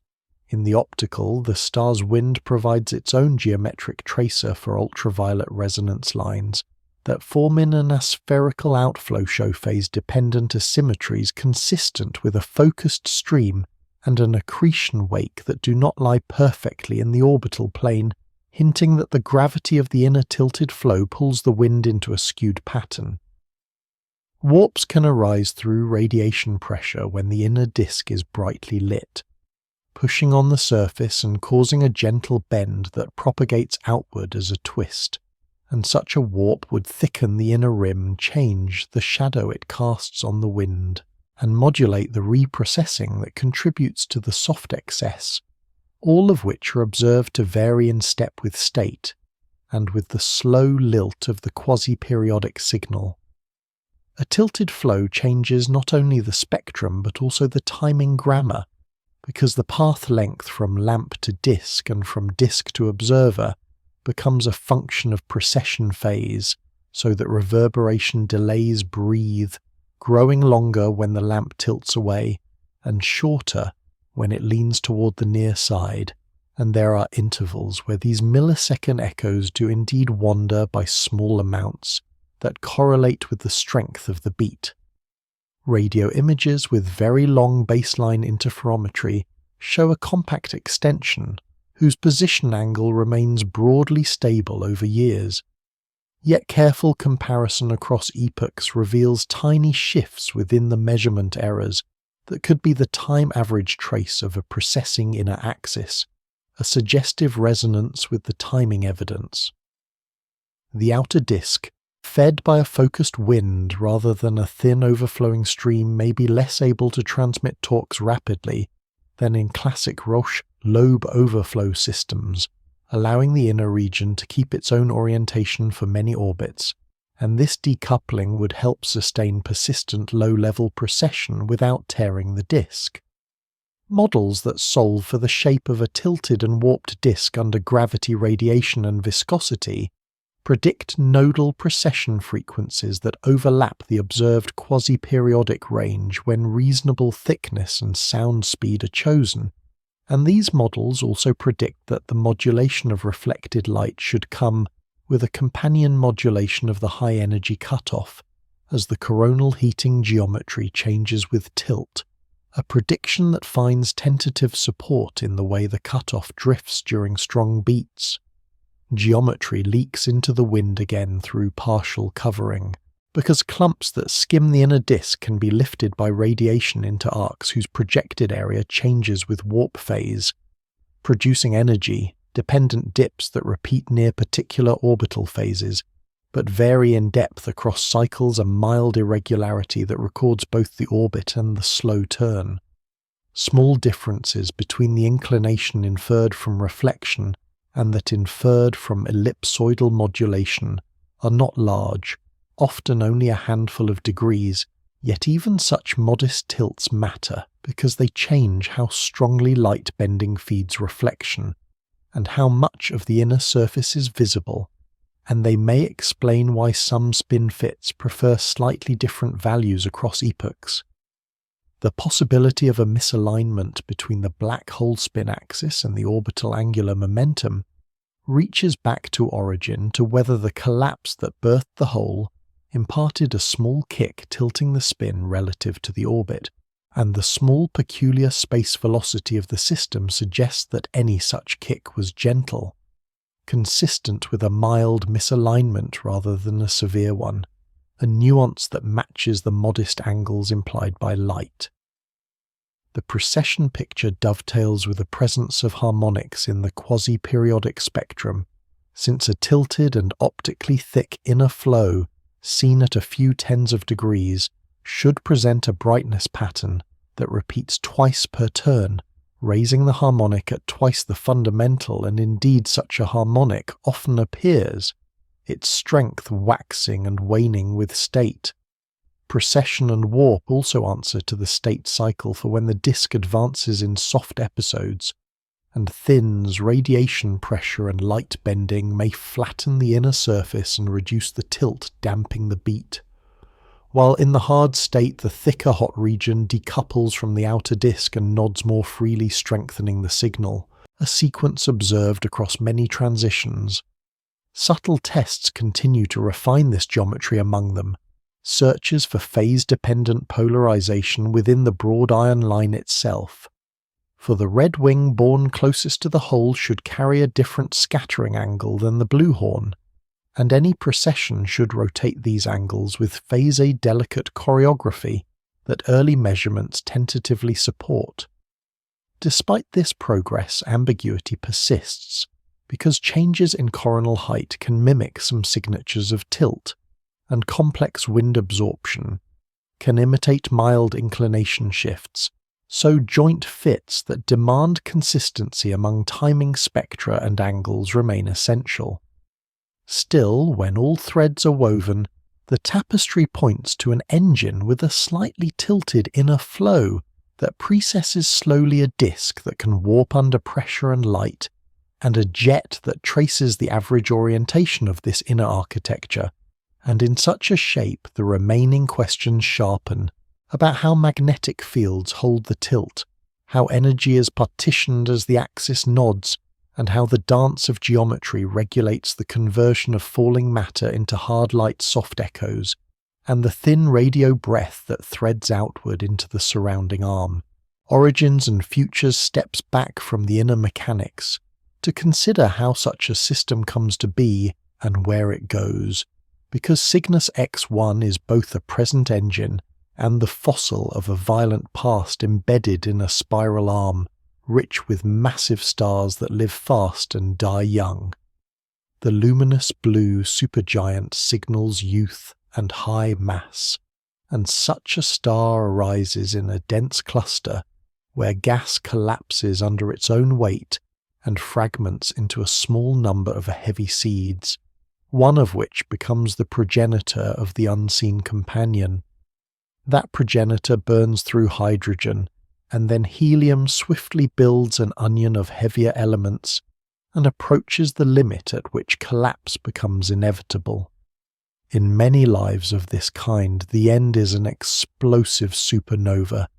that hurls a shock through the mantle and sprays iron and oxygen into the arm.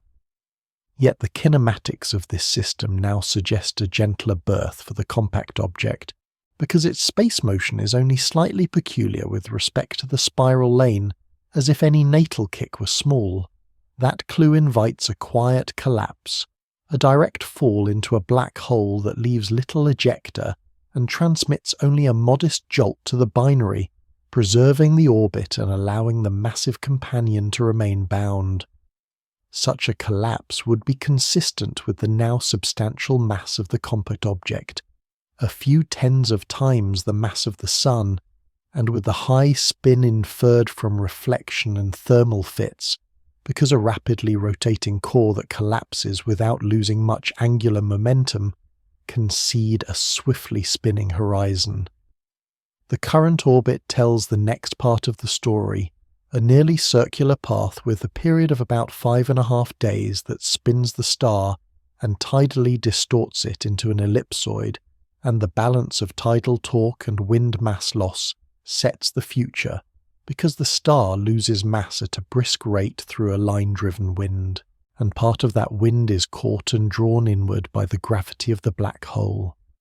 This wind feeding has already been mapped by the focus stream and clumped weather, and over time it lightly trims the massive star while gradually adding to the compact object, though the rate is small enough that the black hole grows only modestly within human epochs.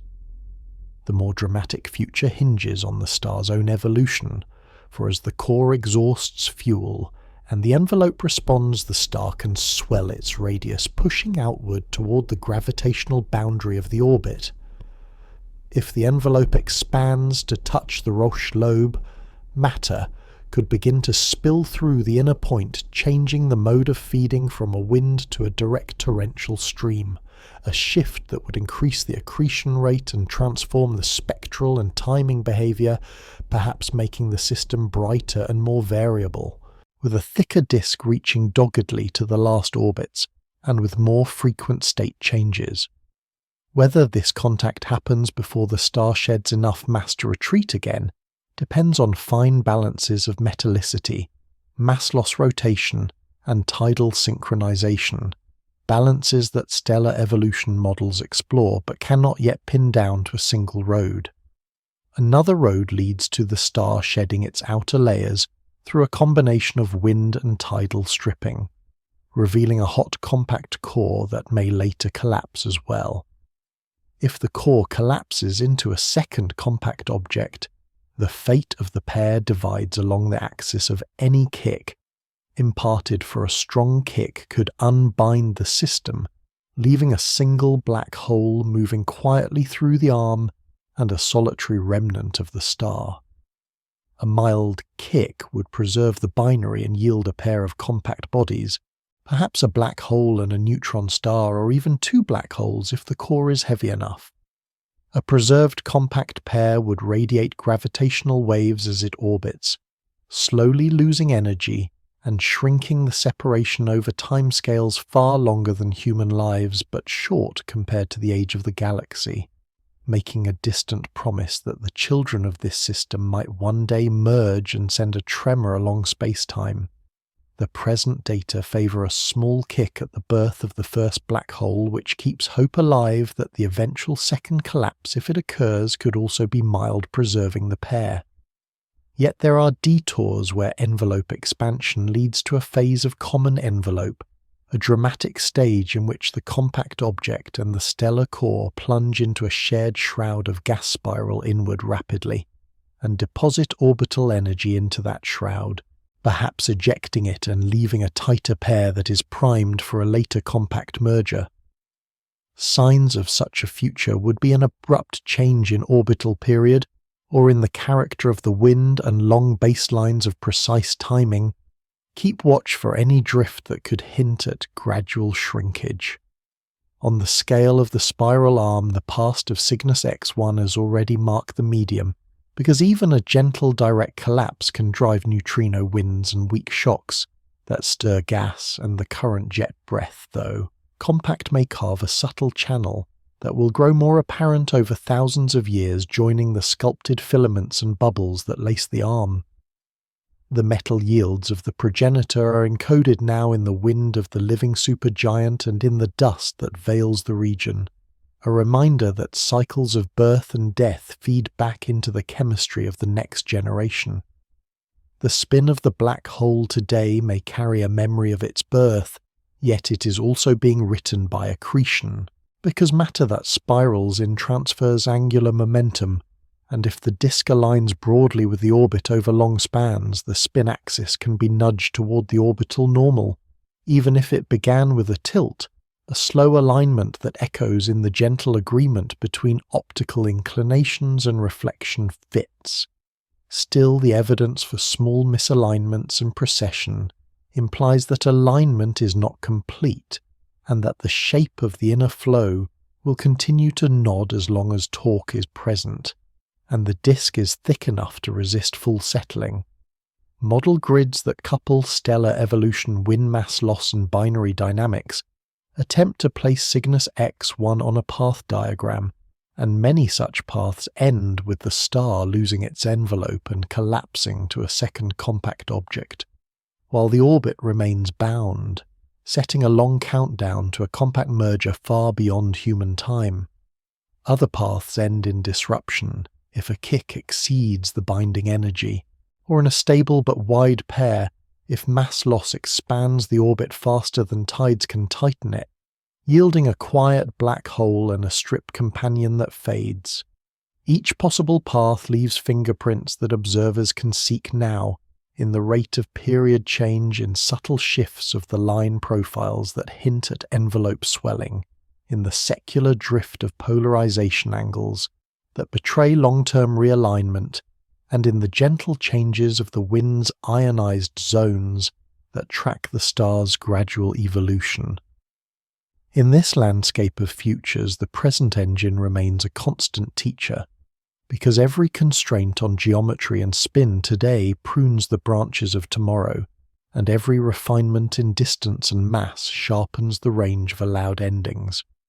The intrigue lies in how a system that serves as the first broadly accepted stellar black hole also sits at a crossroads of stellar evolution, where a choice among quiet collapse common envelope plunge or gentle continued wind feeding decides whether a distant generation will hear its final tremor as a ripple in space-time or will inherit only a solitary traveller in the Cygnus arm. Standing between what has been and what might come,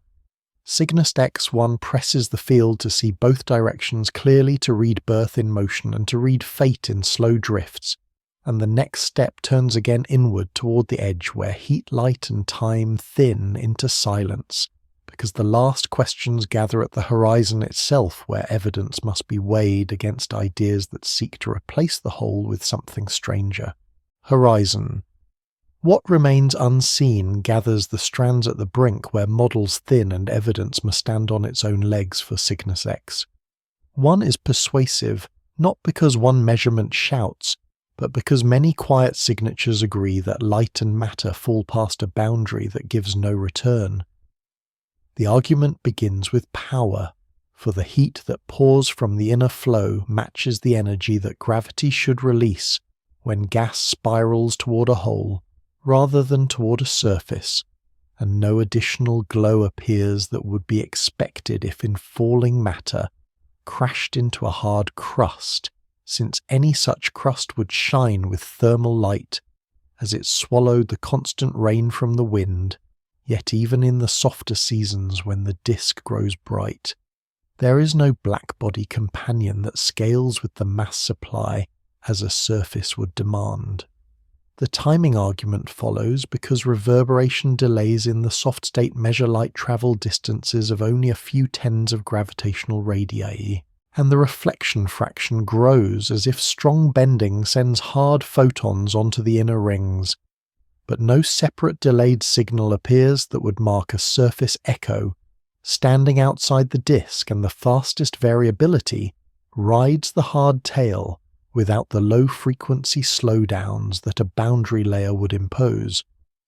The spectrum adds the next plank, for the broad iron line shows a red wing that stretches to energies only explainable if the disk reaches radii, where gravity drags light down and the shape and depth of the reflection hump require a compact lamp whose rays are curved by curvature itself, while wind absorption, though complex, cannot paint such a wing without also drawing narrow edges that are not seen when gratings isolate the wind signature. In harder seasons, the persistence of a compact radio core argues that excess energy is regularly channeled outward, but even then no pulsed modulations or surface hotspots betray a magnetic star, and no thermonuclear bursts ever appear. A silence that sits comfortably with an event horizon, and uncomfortably with any surface that collects fresh fuel at high pressure.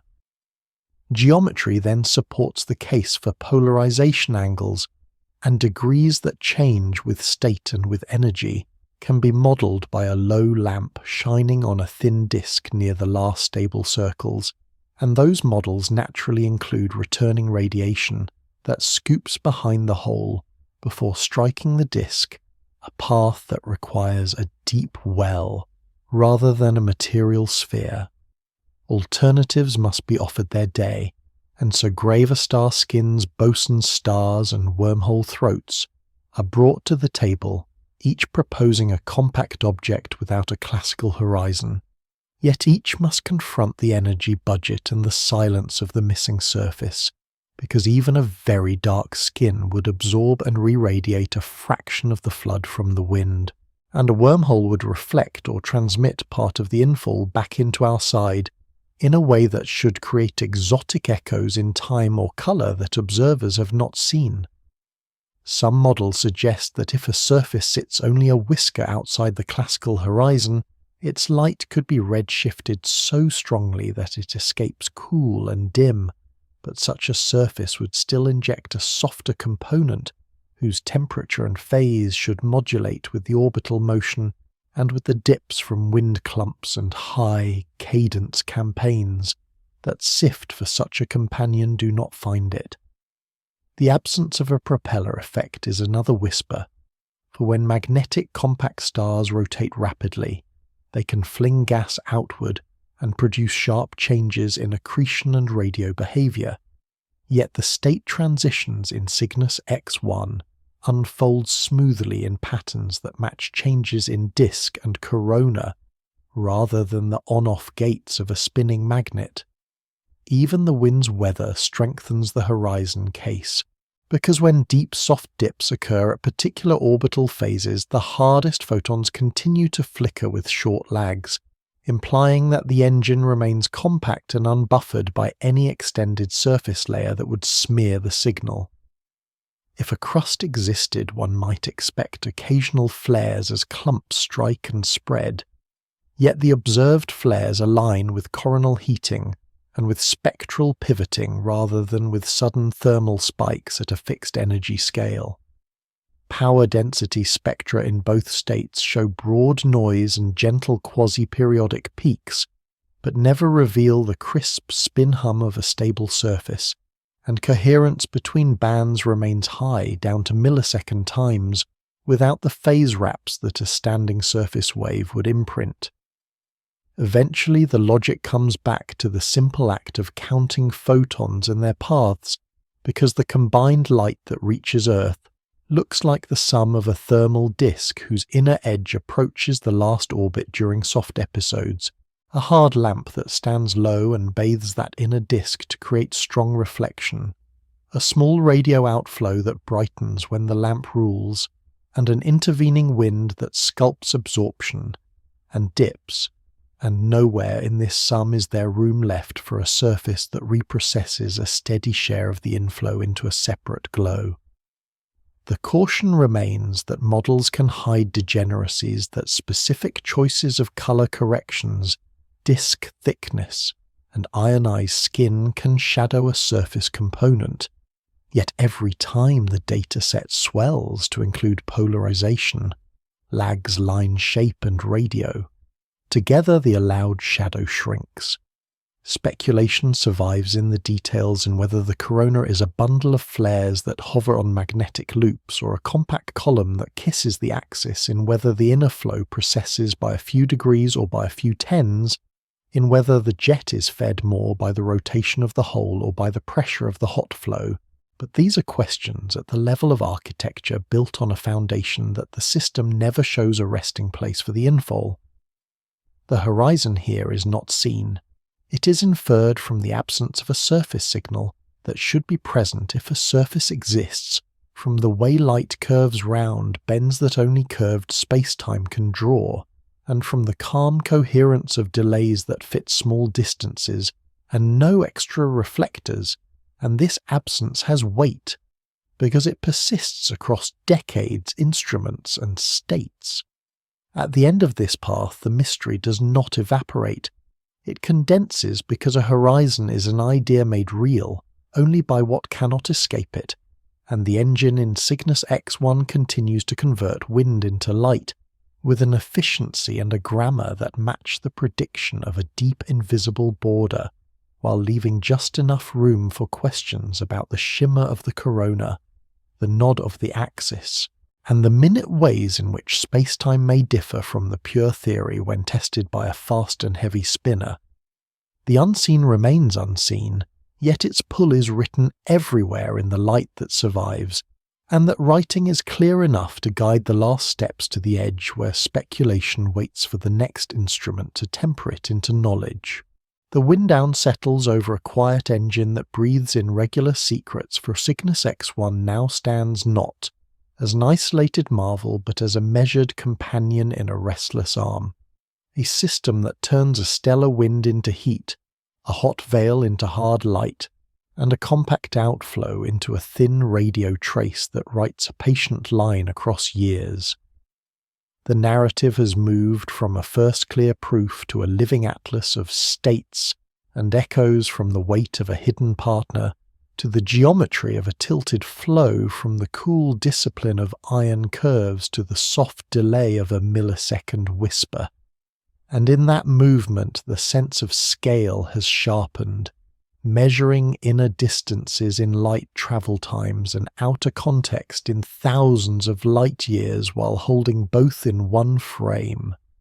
The supergiant's wind still clumps and streams, the disk still advances and retreats, the corona still changes height like a lantern that rises and lowers over a dark river, and the jet still brightens and dims in sympathy with the hardness of the inner light. Each part folded into a choreography that remains stable enough to teach and wild enough to surprise. Mass distance and tilt have become anchors rather than guesses. Spin has grown from a rumour into a favoured contour, and the horizon has stepped from a metaphor into an inference that is renewed. Each time a spectrum broadens, a delay shortens, or a polarization angle settles along the plane of the disk. Yet the system keeps a handful of questions in reserve about how magnetic fields braid heat into the veil, about how a mild misalignment can persist without tearing the disk about, whether returning light paints the inner rings with a pattern that is just beyond present reach, and about how a quiet birth in collapse set the axis that now nods by small degrees. In this composed dark doubt is not defeat. It is the form that wonder takes when evidence is strong, and Cygnus X-1 continues to turn gravity into a steady murmur of light that maps the brink without ever crossing it back.